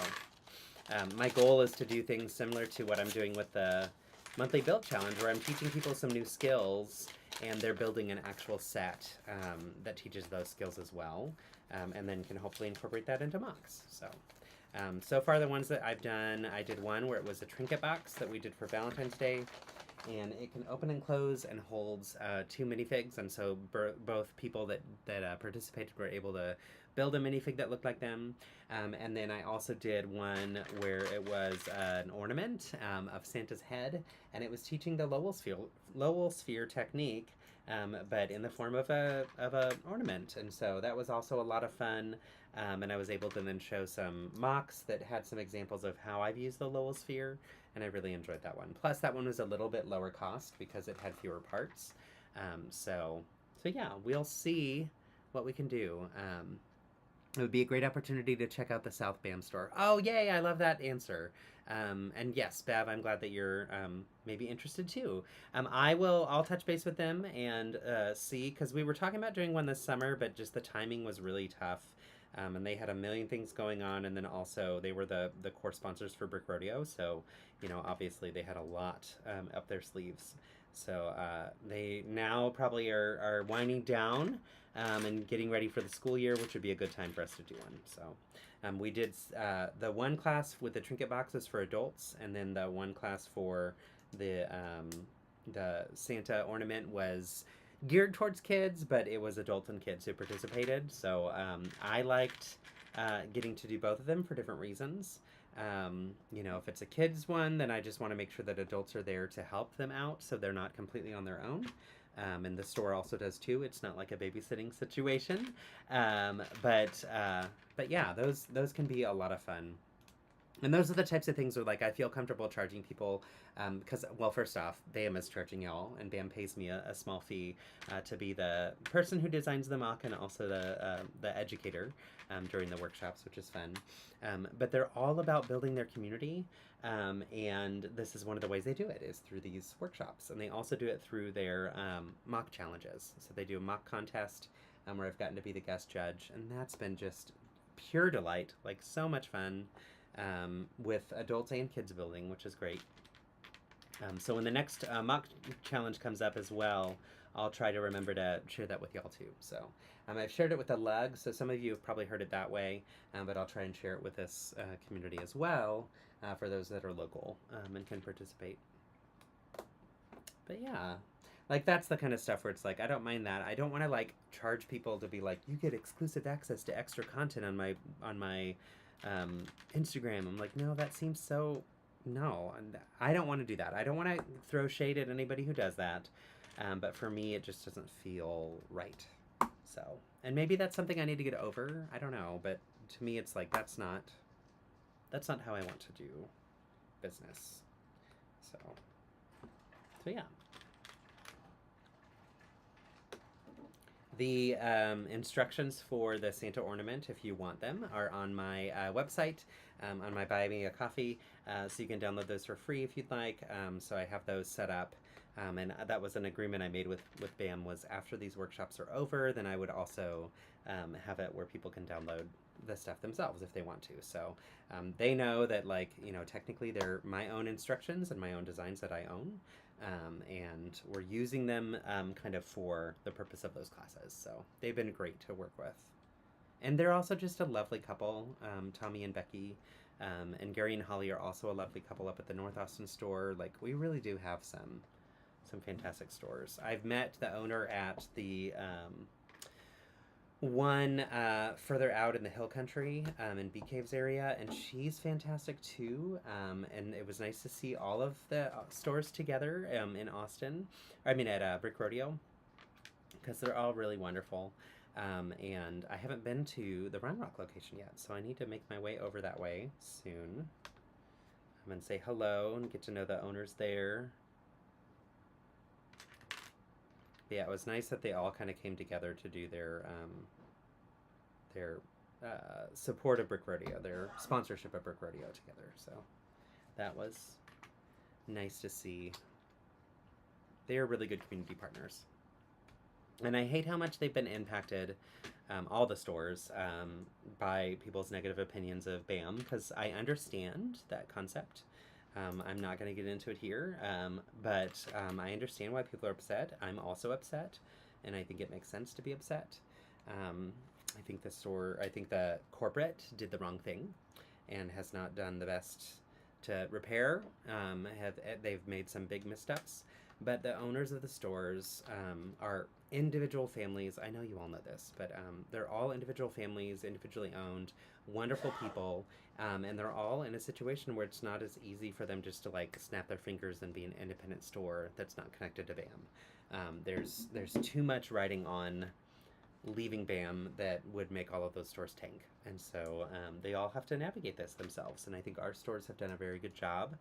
And for the most part, it sounds like they haven't been deeply impacted with like store traffic, but what they have been impacted with is people who are not from Austin going on and hate rating them in Google, which is not fair to them at all. So one thing that I've been meaning to do is to go on to the stores that I've been to and go on Google and rate them all positively, because I want to be honest with people about how wonderful they are and just shout out the good that they're doing. because I want to continue to support those wonderful owners and people that are just great community members of Austin. And that's all I'm going to say about that.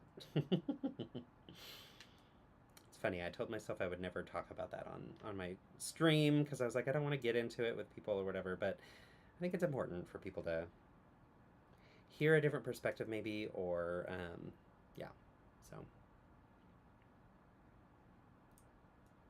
Okay, this is fun. And giving us a nice fluffy tail for our buddy here. What am I missing? Something is missing. Oh, no, it's not. Okay. So, in the very end here, we've got a little ball joint, and then we've got the connector here, the cup and ball that connect. So, if I put this way, if I flip this upside down, that's going to connect there. Okay, nice. So, it makes that little, like, curvature up, which is a nice little thing. And then this is going to snap in here. And it can go down. It looks like it's going to angle down anyway. But yeah, that is a giant tail. So, thank you, friend. Thank you. I appreciate the feedback. Okay, there's also... Bag 9 is the tuft of fur that's going to be on the chest of this character. Let me see. 3 more bags? 9, 10, and 11. 3 more bags. Are y'all up for it? Do we continue? I think I will. I think I will. I'll continue, and then as soon as I'm done, it'll be dinner time.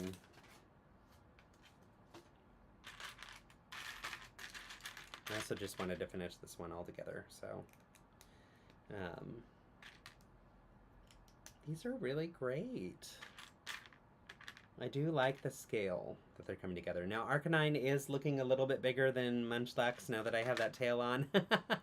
I guess I was wrong when I said they're similar in scale because, wow, like, if just to give you a sense, here's Munchlax off his little build. Yes, about the same height, but like only a fraction of the size in terms of the scale there. And then, of course, that's not even including his base, which is a big base, but yeah, it's not quite the same, so. All right, let's see. I was nervous about Rodeo and whether or not Rodeo was going to get any heat for having BAM be the primary sponsors, but no one from what I saw was rude about it, which is wonderful. And I think that's because people know our store owners and know them to be great people. I loved that they all took turns coming over to our booth to see our stuff because they get to see our mocks all the time. Sometimes we'll bring stuff into the store when we're looking for specific parts or whatever, but usually they only get to see them digitally, so it was nice to have their support there. So Arcanine is not invited to the tea party. Not at all. He's got to stay on the outside. I think that, truthfully, he's got a really good heart, but those bears are terrified of him and think that he's going to rough them up, and so he's not been invited to the tea party, which is really sad. I think we should all, you know, lend our voices to provide support for Arcanine. Y'all, I'm loopy. If it's not clear, y'all have got me in a silly mood. Slash having not great sleep and being tired from being outside in the heat all day yesterday has also got me in a loopy mood. That's probably more of it, but I blame you. You and your silliness. All right.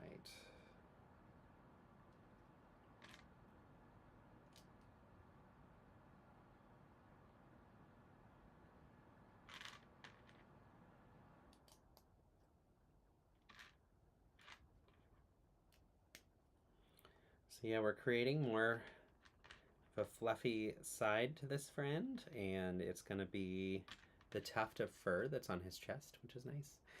The BAM folks from North Austin were delightful as well. I went to the bulk smash event to panic find my finishing touches for my mock, and they were excited to see it put together. That's awesome. That's really great to hear. I've become pretty close friends with, I'm good. Excuse me. I got distracted by which side was which. I'm really friendly with all of them. I'm good friends with Cassie, who's one of the store managers think store managers there. But John went over to their store the other day to when he was in town so that he could get parts to finish his Mach 2. And that's why I was doing these backwards. There we go. Now it's fixed. Anyway, it was really fun because they came rushing over to see his build in progress as he was finishing it. And he got a lot of parts to make the sign there, which was really cool. So I loved his sign. I thought that was actually really a cool touch that he added to his. If you didn't see his, John did the, and so John is my LEGO Masters partner for those who weren't there. He did the a build of the stage for the halftime show with Benito. It was just awesome. It was really well done. And yeah, the sign at the top that was like on the, I think there was the big sign at the halftime show as well. It's been a while since I remember seeing it, so I need to look again, or see if I can watch it again, because it was such a good halftime show. But he had planned to do a lot more, and when you're co-hosting or co-chairing, he was super swamped and busy, and didn't have time to finish his mock completely beforehand. And he was really bummed about it, and I was like, John, what you completed is awesome, and people will love it. And they did. People responded really positively to it, so I was really proud of him. He did a good job. He also did a great job hosting, so if you know John or are friendly enough with him that you could send him a quick note to tell him thank you, he would really appreciate it. It would be great for him to hear from people that aren't me that you liked Brick Rodeo and had a good experience, because I know he understands and believes it when I say those things, but it means something different when it comes from people that don't know him as well personally, you know. That always just makes a bigger difference. So if you want to do me a favor and give my friend a shout out, that'd be nice. He'd appreciate hearing that. So, and if you hated your time at Brick Rodeo, don't tell him. Tell me. Let me know, and I'll pass on that feedback. And that way they hear it. I can consolidate it and share it in a nice way with them. Which none of you would be rude, I know, but also for reals, give feedback, because it's always important for organizations to take that feedback and implement it to make it better next time.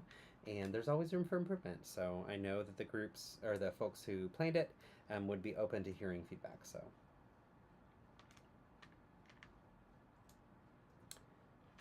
All right, almost done with this tuft of fur, which is interesting. There's this little box, like hidden box on the inside that's going to be covered up.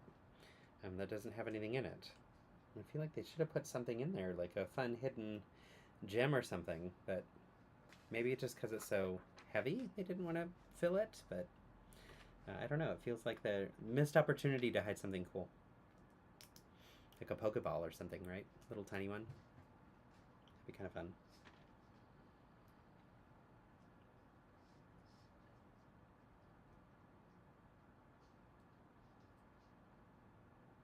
Oh, that stupid song. I cannot get it out of my head, and it's just that little one part of it.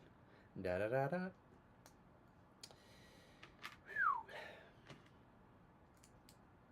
If someone could get inside my brain and fix that, just turn that off, change the channel or something, that'd be great. Also, another reason why I'd love to be able to play music while I build with y'all. And then I could get songs stuck in your head. That's my master plan, my evil plan. All right, this is fun. So this will go like so. All right. So we have, I just realized I've been building this in a way that you all couldn't see much. But we have this really nice front tuft of fur. It's really nice and solid and looks good. And then we have this top portion as well. And the top portion is going to connect on here with a snap of that, giving it that nice rounded extra texture that we see. And then this is going to snap on. And you can see we have the square opening, which is a really smart way to do that because we also have the square there. So we have that hole that helps you position it correctly from the get-go. Push it on, and that looks fantastic. They really did such a good job with the shaping of this. I'm really super impressed. Okay, I'm going to move him so that hopefully you can see this better as I'm working on it. So, all right, 2 more bags. And we're done with Arcanine. And we can officially say that we're through with 2/3 of the buildables. And before they're available, which is fun. I feel like I've been loosely, I've been trying to get stuff, up for y'all, where I'm doing live streams and it's before it's on store shelves, just so that you can use this as an opportunity to also see it and explore it and decide for yourself if you want to get the sets or not. But also just because it's fun, and yeah, I'm happy that I was able to get this one, or these 2 finished before August 1st, so. My goal tomorrow, I think, is to work on the Donkey Kong set and to get that review up for that too. So we'll see. All right, now we're working on the head. Oh, poor Penny. She's coughing in the other room. Her cough is very wheezy. And it makes me think of Wheezy, the little penguin in Toy Story. I like to think of it that way because it makes me feel less sad. Okay, here's a print. So we get 2 eyes that are printed for Arcanine 2. Come on, focus on my fingers. There we go. Ooh, yeah, and my fingernails. So these are fun prints. I like that. What Pokemon set are you looking forward to build from the Smart Play sets, and what Pokemon would you like to see created into a sculpture similar to Munchlax and Arcanine? I love that question. I would love to see...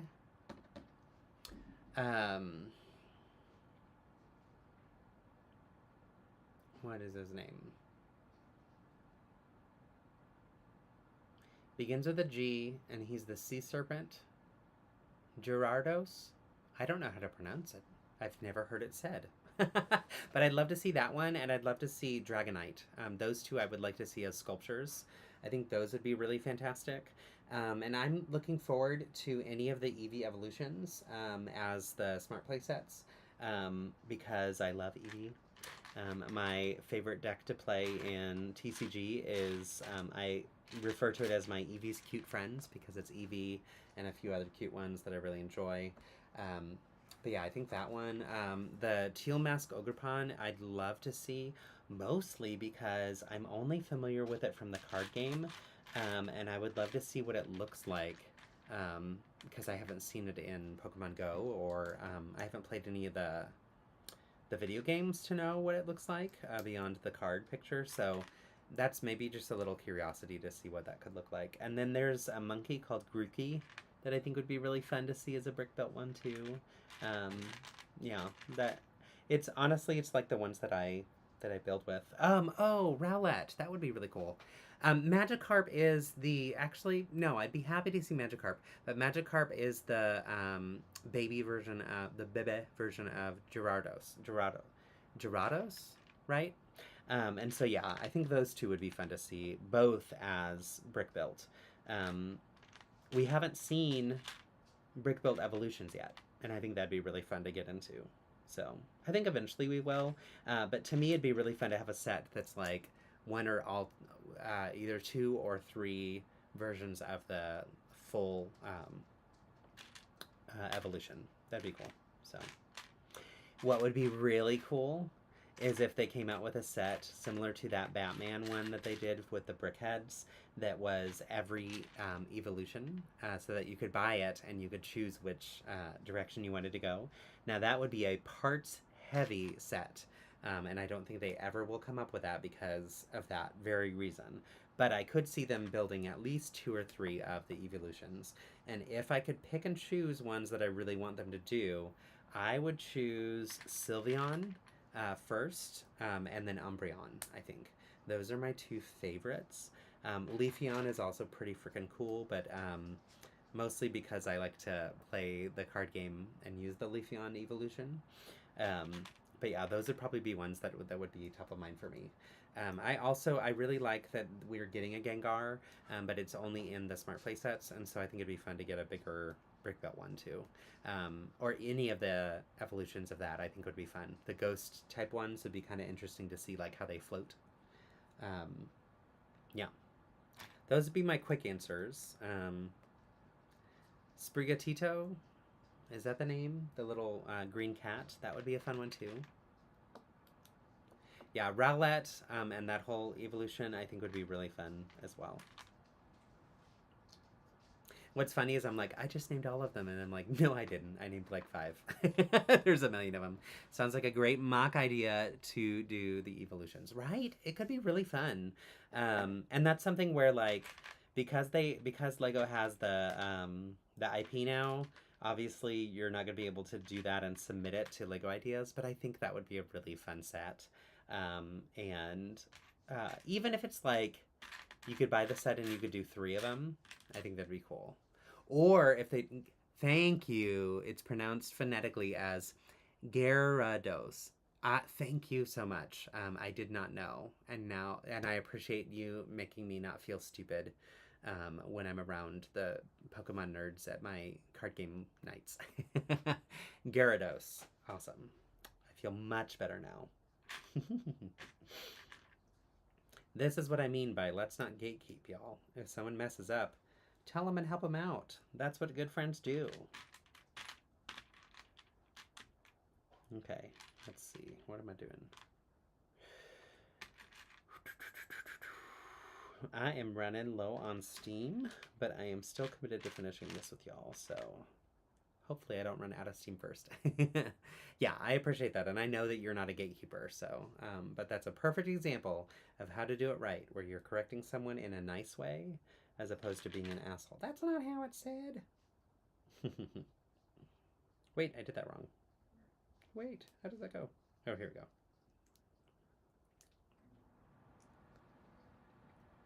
This is so weird, the way that this is built for the face. It's like super complex, and I know it's all going to make sense once I get to like where certain things connect, but right now I'm like, this is really confusing.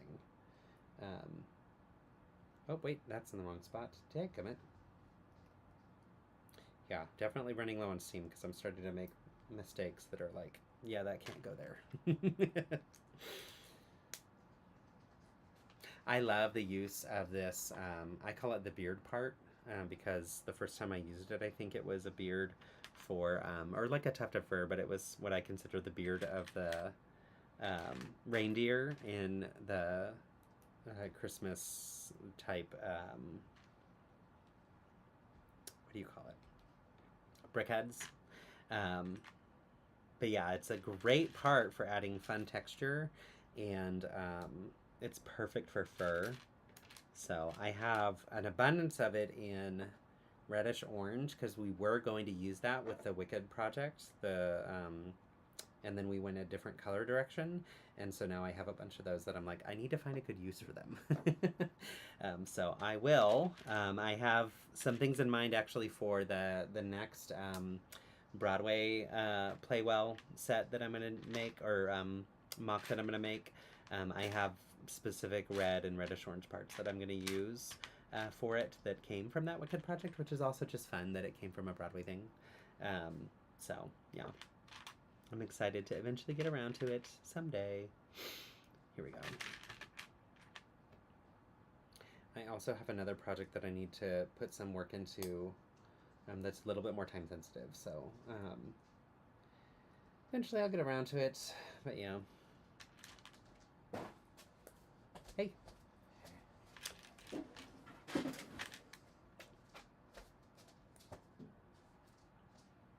Philip is wearing his Anne Juliet shirt. We just got to see it in the traveling Broadway cast, so that was a lot of fun. They also announced that Pokemon Original Series is coming to Disney Plus on August 7th. Whoa, weird. Perfect timing for the new builds. So far, it's on only available to watch on Tubi. Interesting. I wonder if Disney is acquiring it. That's, like, maybe it's on there because of Hulu. I kind of don't want Disney to acquire Pokemon. I don't know why. It just feels like Disney owns too many things. But also, it could be like just because it's Hulu, you know.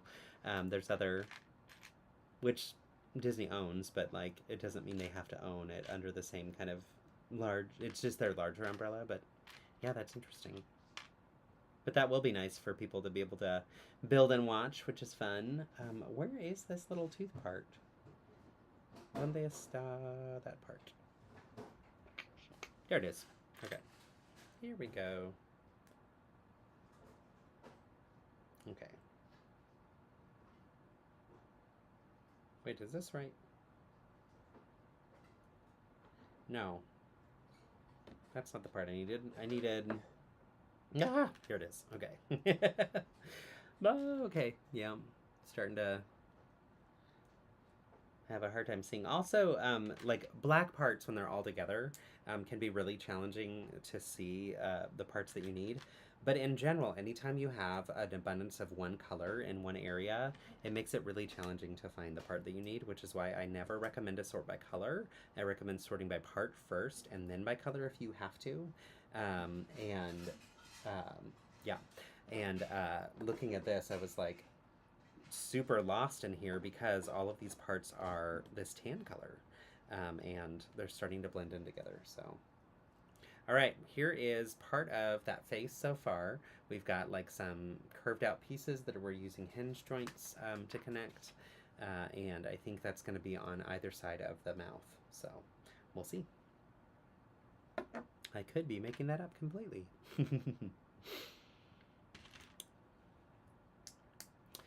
They were the original streamer when Pokemon Sun and Moon came out years ago, but then it went to Netflix. I guess now it's back to Disney. That's interesting. Yeah, so they must have just like licensed it for them to be able to stream, because it's obviously not a Disney product where like when you go to Disney parks you see Disney stuff. It's owned by Nintendo, I think, or Nintendo just has a very strong license with them. But my understanding is that they're all connected. And like obviously Nintendo has a great partnership with Disney, but they're not owned by as of yet. Also, your nose are stunning. Thank you so much. These are called Cat's Eye. So there we go. So they change color when the light hits them different ways. So I like these because it's the wicked ones in my opinion, because it goes from green to pink. And it's a process that they use magnets with. And by using the magnets, it ends up moving the color bound in different ways. It's really, really cool.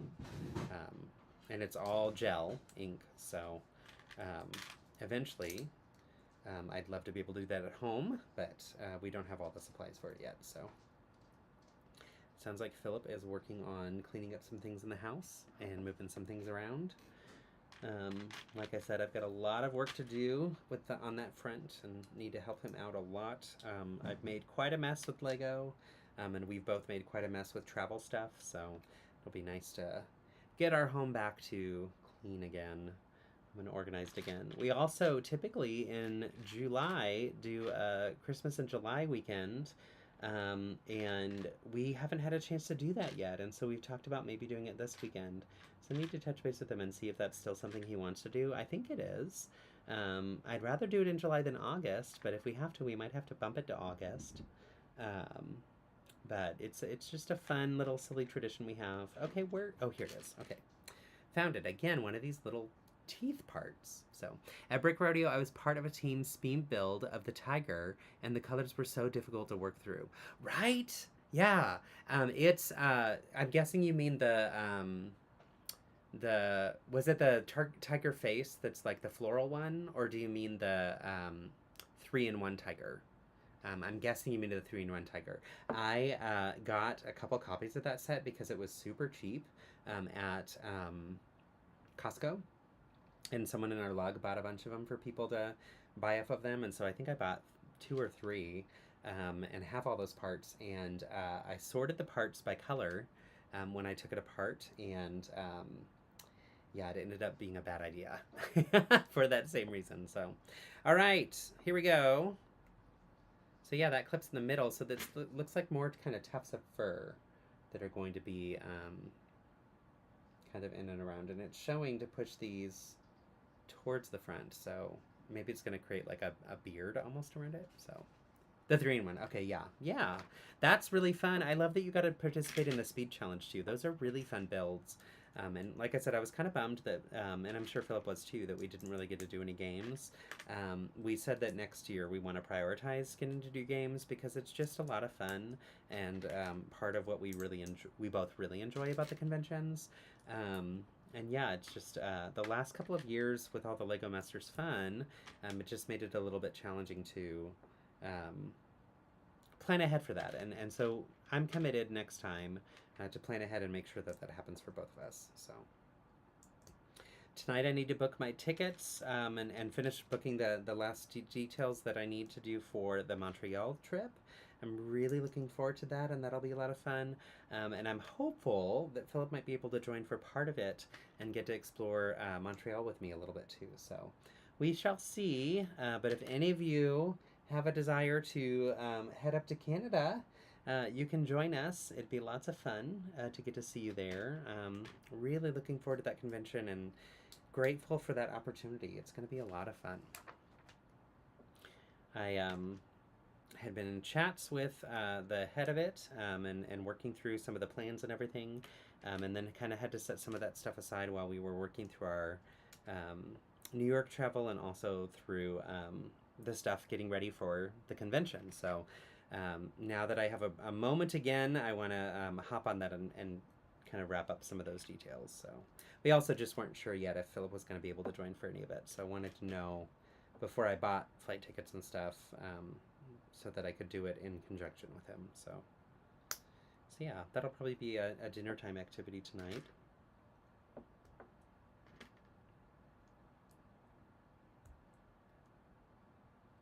Life is just moving at too fast of a pace lately. I tell you, there's just so much going on. So it's all fun. It's all fun. We have a really good time for sure. But yeah, there's just a lot going on. All right. I think this is more of the front of that face potentially. Now we're going to get to some interesting techniques to attach part of the face with some Technic building. So that'll be a little bit different, but necessary for sure to get this all connected correctly. Let's see.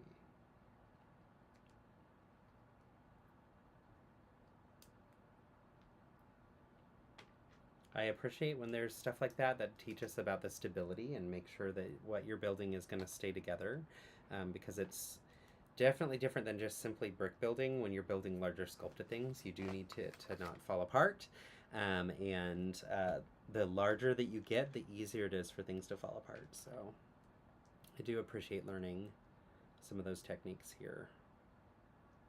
That's been also part of the fun of these larger brick built sets from Pokemon, is I feel like you really do get a good grasp on some different techniques that they use throughout all the different sets. So I know, truthfully, that I'm in a very unique situation where I'm able to build all of them, and I know that most people won't get that opportunity, so I don't want to take that for granted. But I want to make sure that I'm also teaching you some of the things that I'm learning as I'm going through, so that you have a little bit of that experience as well. So yeah, so we have that Technic. Those pieces you can see on the back side here, the reverse side of it, and then those kind of push, those pins push all the way through this middle section, and we've got some open pins here on the left and right that I'll attach in a second. But this part that we're building up right now is going to be where the snout goes for our little friend. So really cute, and it looks like there's a printed piece with the snout, which I didn't notice before, so that'll be fun to get on there. Let's see, where is this? What am I missing? Here we go. Here we go. Whew, this room is hot. You probably hear me say that every week, and you see me not do anything about it. I have a bad habit of forgetting after I leave the room that I need to fix that for next time. And then the next day comes to stream, and I pop in here and turn it all on, and then I'm in the middle of the stream going, it's hot. You're like, yeah, no duh. You knew that last week. Let's see, where's that piece? Huh.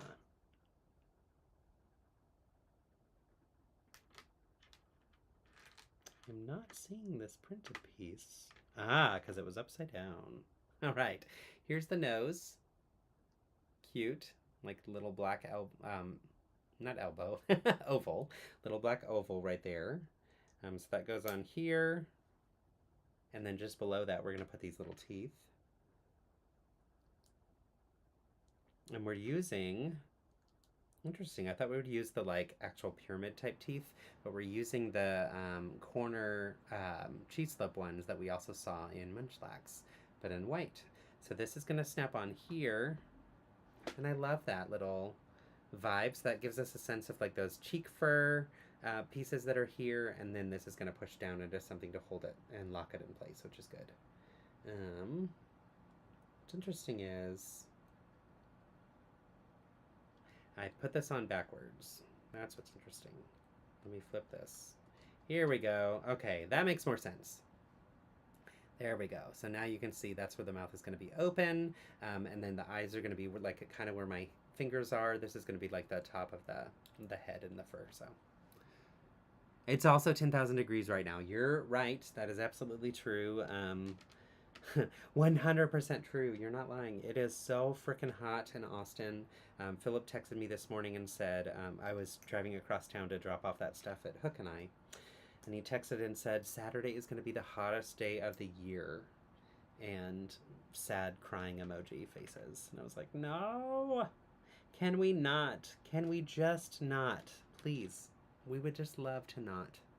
You know, that would be great. How about we decide to have normal weather again and not be on fire all the frickin' time? It is so miserable. But it's okay. We can be inside. We can avoid the outside and the heat. All right, now we add a tongue. Okay, this is fun. So we've got the tongue in the mouth and in the bottom part of the mouth.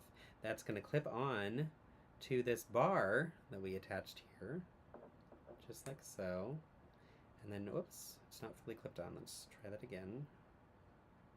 Come on. There we go. Oh, come on. What happened? Oh, my.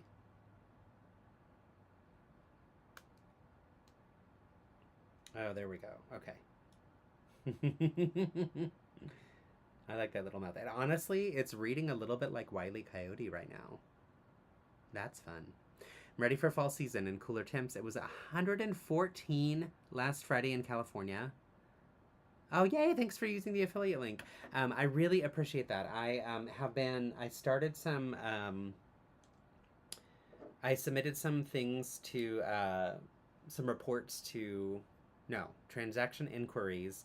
So thank you, because I think I reached out to 2 of you, and you sent me information about your transactions using the affiliate link. I submitted those inquiries to them to ask and see what was going on, because some of the affiliate links, it was working, and some it was not. So I appreciate knowing that, and depending on if it works out, I will, if there's any issues where they ask for more information, I might follow up with you if that's okay. But it means a lot to me that you're attempting to, and I'm attempting to learn what's not working so I can fix it for myself too. So, thank you. 112 heat index last week. My youngest granddaughter said, "Hurry up, Mom, my legs are spicy." Oh, my legs are spicy. That is so sad. Yeah, it is real spicy out there for sure. I get it. We're all not thrilled with that. So yeah, I love that though. That's really sweet. It's spicy. Yeah, we are all, I think, around the nation, we're all ready for fall, right? And around the world. It's just been so miserably hot. And I think that's where I'm like, I don't understand when people say they don't believe in climate change. Like, come on, y'all. Have you been outside? And have you been outside last year? And can you compare the two? It's that easy to figure out that something is changing. Thank you, Hector. I appreciate that. Hi, Ben. How's it going? was just talking with our friends about how much fun we had. Actually, I don't know if I shared this yet. We had so much fun with karaoke the other night. Thanks to Ben for setting that up. It was the two of us, and Jean came, and just before that, and Alfie. And just before that, Ben and Bethany and I went to dinner with Alfie as well. It was really, really a wonderful time. So thank you again for that. It's great. Speaking of spicy, our AC... No, Ben. No. Oh, I'm so sorry. That is the worst. I have had AC outages on cars, which is not fun, but not in the house lately. And I would never wish that on my worst enemy. That's terrible. I'm so sorry, friend. I hope that you're able to get some cool temps. And fix. Is it fixed yet? I hope for your sake that it gets fixed very quickly, because that is not okay. All right, these eyes, these are going to be the things that attach with those fun Technic pieces. And what's great is it's both stability and it's also to let them angle in at an interesting angle. We have a portable unit for the bedroom, but yeah, 80 inside. Ugh, I am so sorry. That is terrible. Portable units are helpful, but they're not necessarily enough. So I get it. I'm so sorry. How does this one go? Okay, so yeah, so this will slide on here, and then this can angle in, which is great. Oh my gosh. Okay, now he's looking like Star Fox. Right? Is that just me? At first I was seeing Wile E. Coyote, but now I'm getting Star Fox. This is pretty cool. Oh, Ben, I'm sorry. Alright, that's a pretty sleek core for this character. Been earlier, and actually anybody who's joined since before, we went through and built Munchlax at the start of the stream. So just to give you a quick glimpse, here's the little base for him. It's so cute. And then just look at him. He's stupid adorable. Do a barrel roll! Yes! Star Fox. I just love that he's like, no. No thank you. No thank you. I'm stuffed. And he's holding his belly. I'm stuffed. He's just so cute. My one complaint, it comes with these adorable little apple cores, but he can't hold on to them. They show him kind of like balancing it up against his chin, but it's like next to impossible to get it to work. I just feel like if you're going to give them an accessory, let them be able to hold on to them. But it's adorable. And now he just needs a big brother that's Snorlax. That'd be great.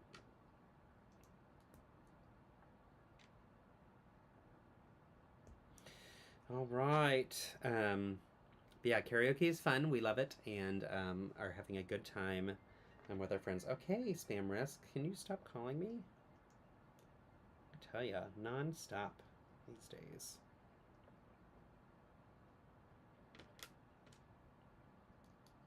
I had read somewhere that when they call you and they're not supposed to, that if you just let it go to voicemail, that's the best scenario than if you actually push decline. Because when you push decline, it tells them that someone's on the other end, and they keep you on the list, and they tell whoever they're calling on behalf of that you're actually a person, and they get paid for that. So I try just to like let it be, let it go to voicemail, and then maybe they'll remove me from their lists. I've done all of the different things you're supposed to do to get like everything removed from the list as well. And nothing. I still get these calls non-stop. And it's not even like it is political season right now, but like it's not even the heat of that, and I know that's going to be so much worse when that pops up.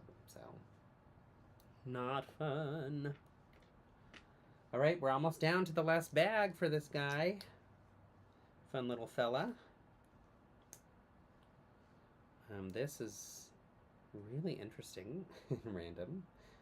Okay, so this is going to connect in here. And I like that it's also kind of serving a little bit as a spacer for those eyes so that you push them in just the right amount and not too far. Wait a minute, why is that one off? Oh no! But also you have to have it studded on, so make sure it doesn't come off. There we go. All right. Do a barrel roll.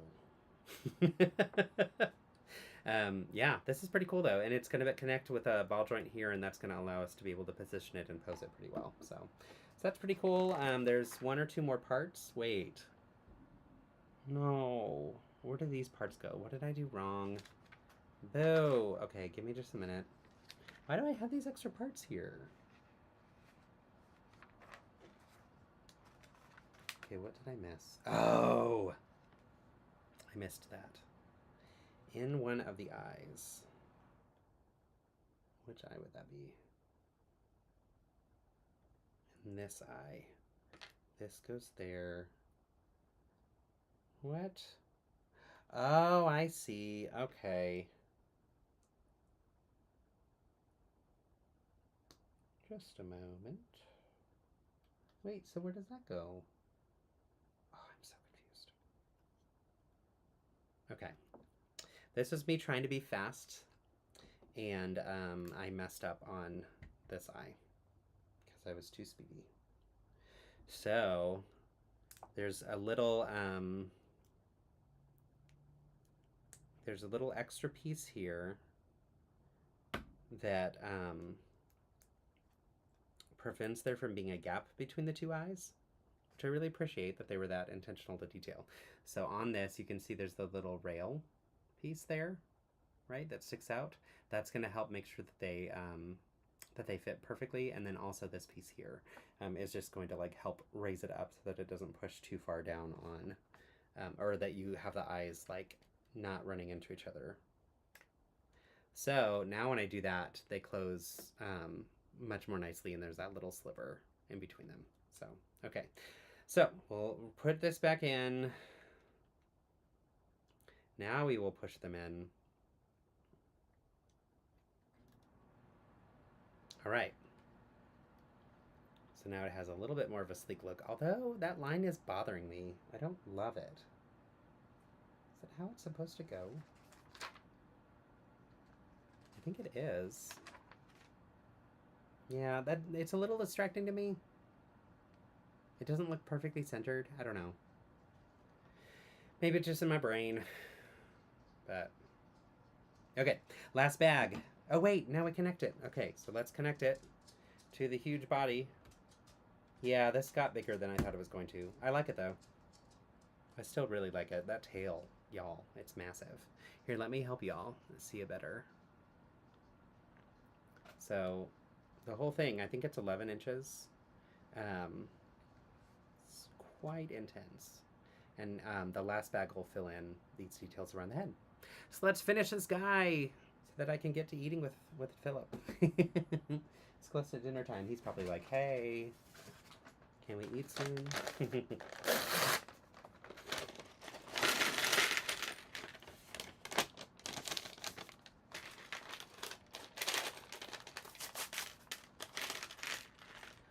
Okay, this is fun.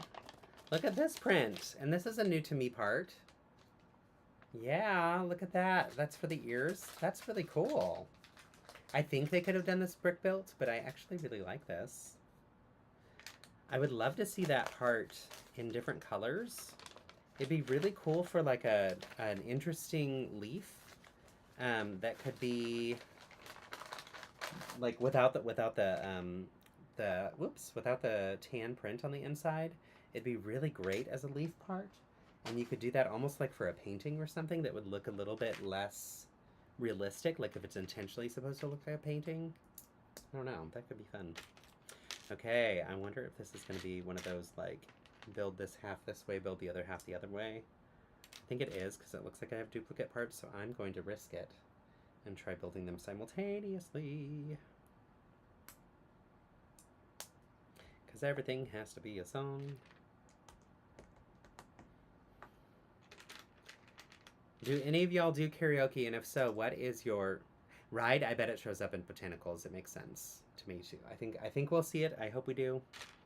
But yeah, do any of you sing karaoke? And if so, what is a go-to karaoke song for you? And I'm going to put Ben on the spot and have him answer first. Because I know he sings karaoke because we just did. And we have done it a number of times together.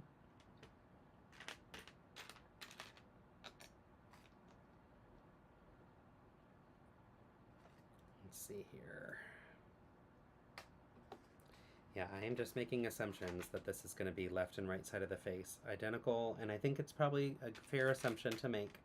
So we'll just keep building along and see. Oh, you can't see anything. This silly guy's head is in the way. Sorry. How rude of him.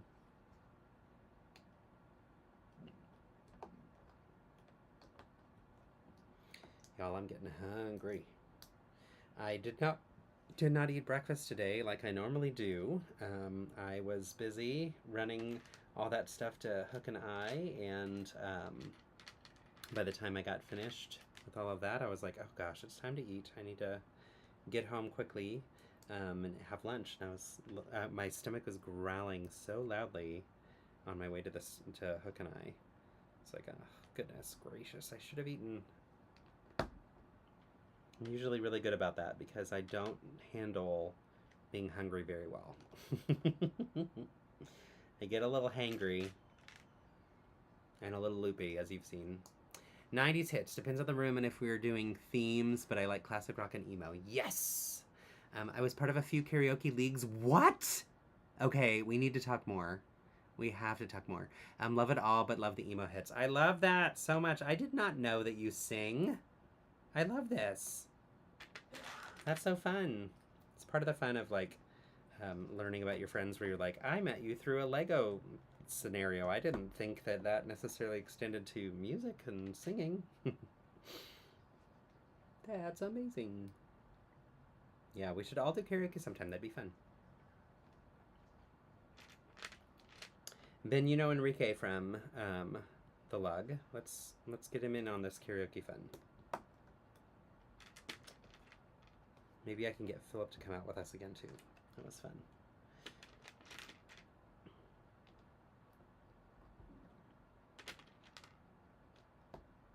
All right. Cheese wedge. Oh, cheese wedge.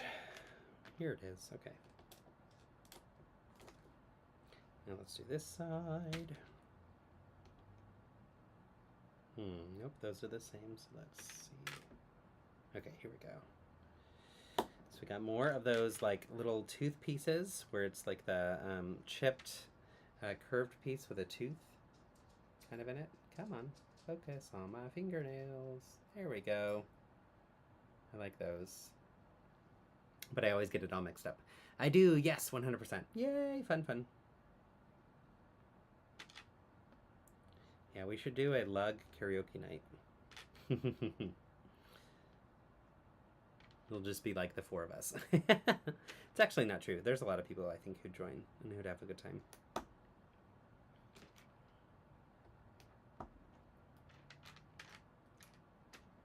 Wait, Ben, did you know that Enrique sings and would like to do karaoke? Am I the only one who didn't know?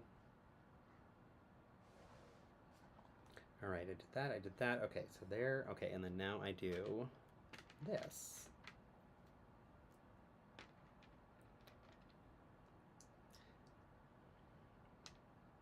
I'm also excited to be done streaming today so I can play something and get that stupid song out of my head. Because it's driving me crazy. And I just can't sleep. Haha. Get it? Maybe, maybe not.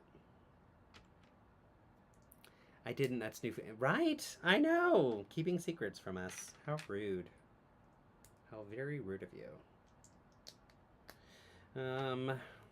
Gosh, so many of these little teeth, and I want it in the opposite direction. There we go. Okay, so there we go. So we do that. Move these out of the way. These are all the same teeth.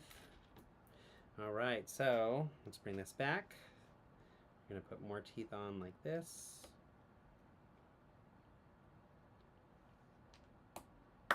And then the fur part, this guy. Ta-da! I contain multitudes. I love it. Great reference too. All right, and then we'll go to this guy, and we'll do the teeth the opposite direction. I'm assuming. Let's see. Let me match those up. Ah, okay. And then the fur. All right, I think I did it right. Let's find out. So we have this. This is going to go on this side. It's the back side of his head. And it looks like I flipped this up to put it on. Snap that into place, hopefully. There we go. And then that'll curve back down. Nice. And then, oh, now it's saying to put on the ear. So let's set this one aside and we'll do that ear. I also loved that our table was such a mix of music. It really was. That was actually part of the fun of this. So we went with Alfie, and Jean joined us, and we all had very different styles of music, and that was really a joy. I feel like sometimes I'll go to karaoke and people will all want to sing the same types of songs, but it was actually really fun to get like such variety. All right, here's the ear. This is great, and this is gonna just pop in right here, like so. Oops. Uh-oh. There we go. Is that on? Is that studded on? Please stud on. Okay. And then there's a little bit more fur back here. Yeah, Alfie busted out some rap and it was like really good. really, really good. And really fun. And we were like, hey, this was not something we were expecting at all. And they kept saying, like, the talent here is ridiculous, and was, like, downplaying their own talent. And I was like, come on. Come on. Everybody's good. It's fun. Okay, how does that go? I think. Like so. All right. So.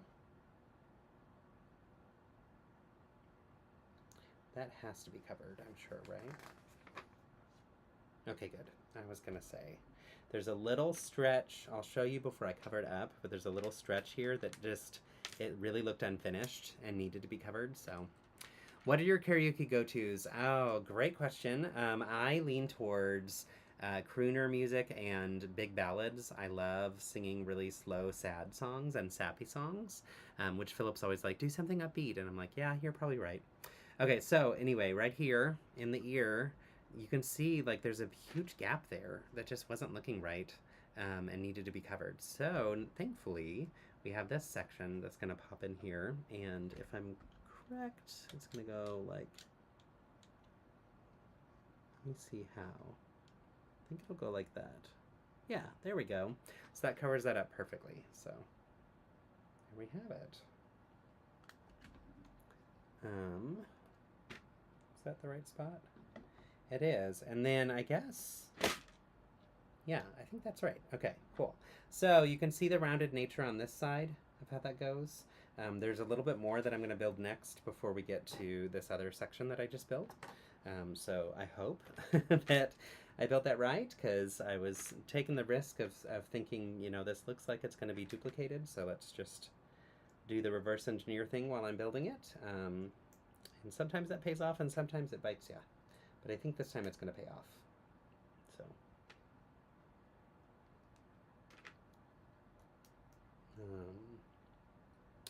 Right. A little bit more here. Yeah, those are typically my go-tos. I love Broadway stuff too. So things from show tunes I love to sing. Gosh, this one guy shows up out of nowhere, runs to the stage, and says, like, I may pass out or something. And then all of a sudden hops on the stage and belts out Defying Gravity in the actual vocal range of Idina Menzel, so not like one octave lower, and just explodes with excitement, and the whole room is like, what just happened? And then he runs out of the building. It was really wild. We were all like, did that just happen? Where did he go? That was really remarkable. So that was a lot of fun.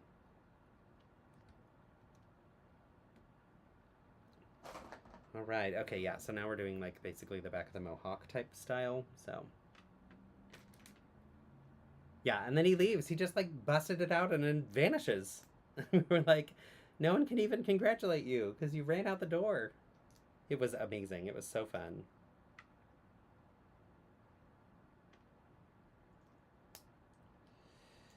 All right. Okay, I'm glad that we're filling in more of this detail because it felt a little empty, but I wasn't exactly sure how all this was going to come together. But yeah, they're using good uses of clips. I'll show you, I'll turn it this way so you can see, but great uses of clips to create that rounded nature, right? Let me zoom in a little bit more for y'all, but that's a really smart approach, so. Okay, so now that we're done with that, I think, yes, I can skip ahead to here, and we can put this on. That's so satisfying. So we'll slide this up, pop that into place. And the nice thing is now I can kind of squeeze on both sides and it connects. Then we're going to add the ears. And we're down to just a few more parts, y'all. We're getting close to being done. Definitely did not even touch Rayquaza, and that's okay. Okay, so wait a minute. Did I do that wrong? I did that wrong. I was like, the ear's gonna go face down. That's because I didn't position it right. Okay, so that's gonna snap in here. There we go. So that's in, it doesn't really want to.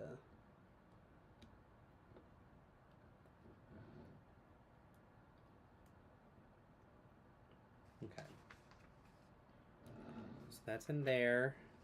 And we're gonna add in some additional coverage to cover up the gaps.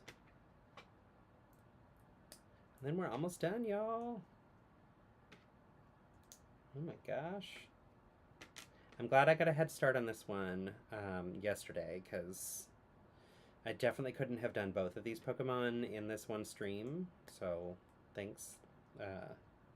Thanks for sticking around and hanging out with us. And when I say us, I mean me and my bear friends, who were all here for the tea party, for those who were here for that. Ben, you missed it. We had a whole full-on tea party with Munchlax and Winnie the Pooh and the bear from Lotso, the bear from, what do you call it?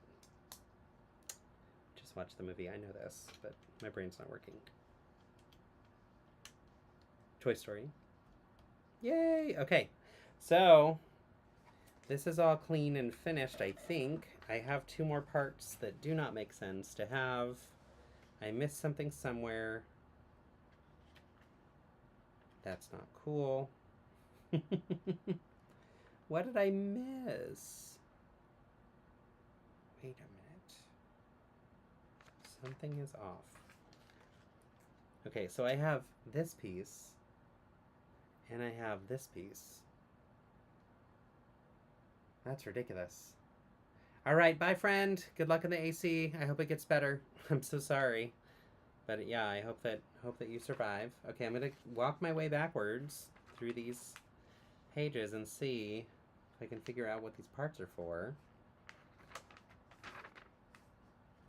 Ooh, let's see. One might be down here. Okay, I think I just did this side, right?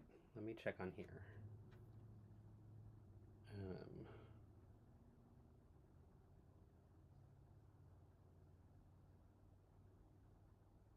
Aha, okay, I think I know where this one goes.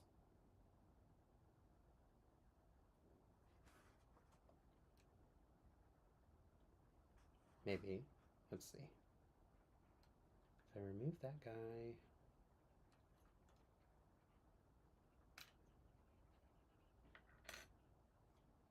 Remove that guy. Aha, okay. Found where this one goes. So this one goes up here. It's one of the pieces I missed when I was doing that mirror image thing. That's my own fault. Oops. Whew. Come on. See if I can... Okay. I think if I do this way, then I can get it on. There we go. So I have that here, and then this is going to snap in there. Hopefully, if I can get it to go. All right. There we go. Got that fixed. That one's in here. This is going to go here. And then this will go in here. But yeah, I don't know where... Like, I wonder if that's a random extra piece. It's probably user error. Truthfully, it is probably user error. That happens, you know? Surprisingly enough.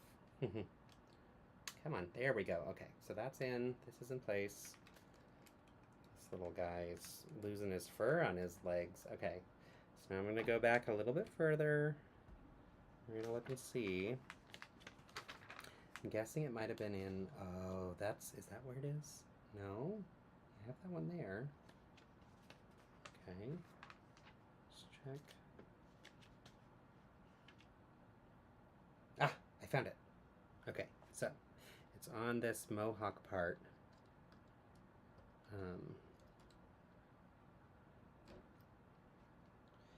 Okay. Yay, we did it. I'm almost done, and then I can show you the end. This is what happens when you get tired and you say, you know what, I should probably take a break, but I want to finish. Okay, that helps. That actually bumps up the hair a little bit more. Okay, all done. We did it, y'all. So, I'm going to show you the final looks of our friends here. Let's take a look at Arcanine. Okay, so you can see that we've got some twists and some ability to do a little bit of curvature and spinning. The mouth can open up a little bit more. I think I'm going to have it a little bit more open. We've got this tail that's real heavy, so it's going to want to sit down. It's actually a similar tail structure to Eevee, which is pretty cool.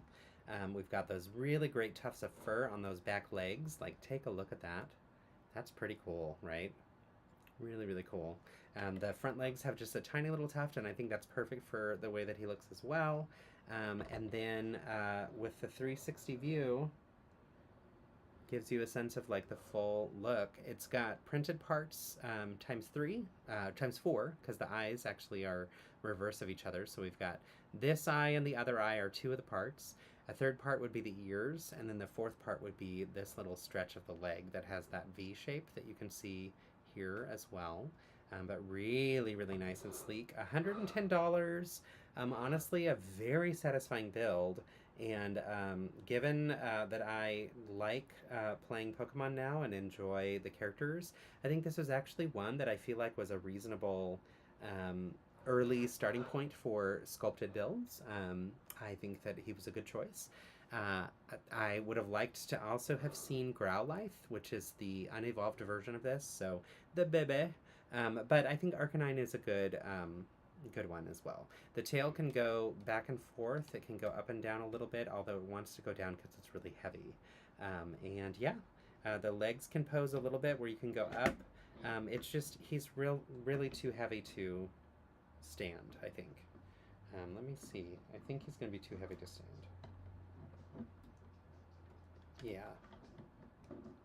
Yeah, he's not going to want to pose where he's like standing or anything. So nice that they can move around, but yeah, not necessarily stable enough to hold himself up, and that's okay. But I like him.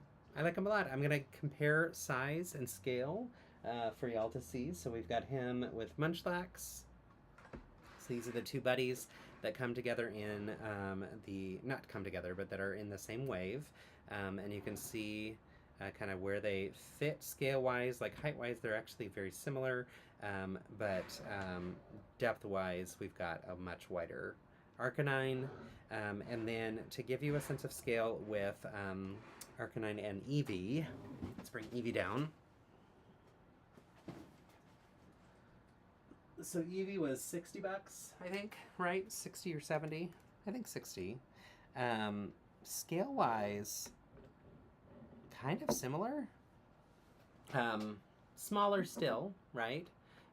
But a little similar in scale. Honestly, I think Eevee should be smaller if we're trying to go with like symmetry with them, where they actually would belong together. But I don't think that's what their goal was here. With Eevee, there's more posability, where it can stand up and the tail can do a little bit more, which is fun. And truthfully, I still think Eevee was the best of the beginning of the first starters, if you will. But yeah, I do think scale-wise it doesn't fit. They don't fit together, and that's okay. I'm not upset about that. I think they're both beautiful builds. Complex design and techniques and such, I would say I would definitely think that Arcanine is much bigger. So what's the size difference? So I'm trying to show that right now. I think maybe your feed might be a little bit behind from the live feed. So hopefully you'll see it in a second. But scale-wise, I think, you know, if I put Eevee, if I put them literally side by side, it doesn't look like the scale is that significantly different, but I do think it is. Mostly because like this tail is pretty large. So yeah. Pretty cool. Okay, that was a lot of fun, y'all. I had a really good time. And you helped me get through some of the new big builds. There's one left that we have, and I'm not going to get to today, but we have Rayquaza. And this is the box for the set, Rayquaza. It's going to be much taller than these other two because it's obviously slender and such, and it has a really great base. And then it also comes with a minifigure. That's our first Pokemon set that comes with a minifigure, which is really exciting. This one, the scale is 10.5 inches wide, but it's 15 inches tall. And I want to say, let's see, oh, here we go. We've got the box for Arcanine. Arcanine, it says 11 inches wide, so about the same width as Rayquaza, but 6.5 inches tall. So this is going to be much, much taller as well. So yeah, that'll be for another day. Thanks for joining. Great to see y'all. Fun to chat and catch up after rodeo. I am going to go eat some dinner and maybe figure out something for posting my build with BJB challenge. We'll see what I get around to. But I appreciate y'all so much, and I'm so grateful for the support. So thanks for being here. Great to see y'all, and I will see y'all again next week for sure. Build kindness.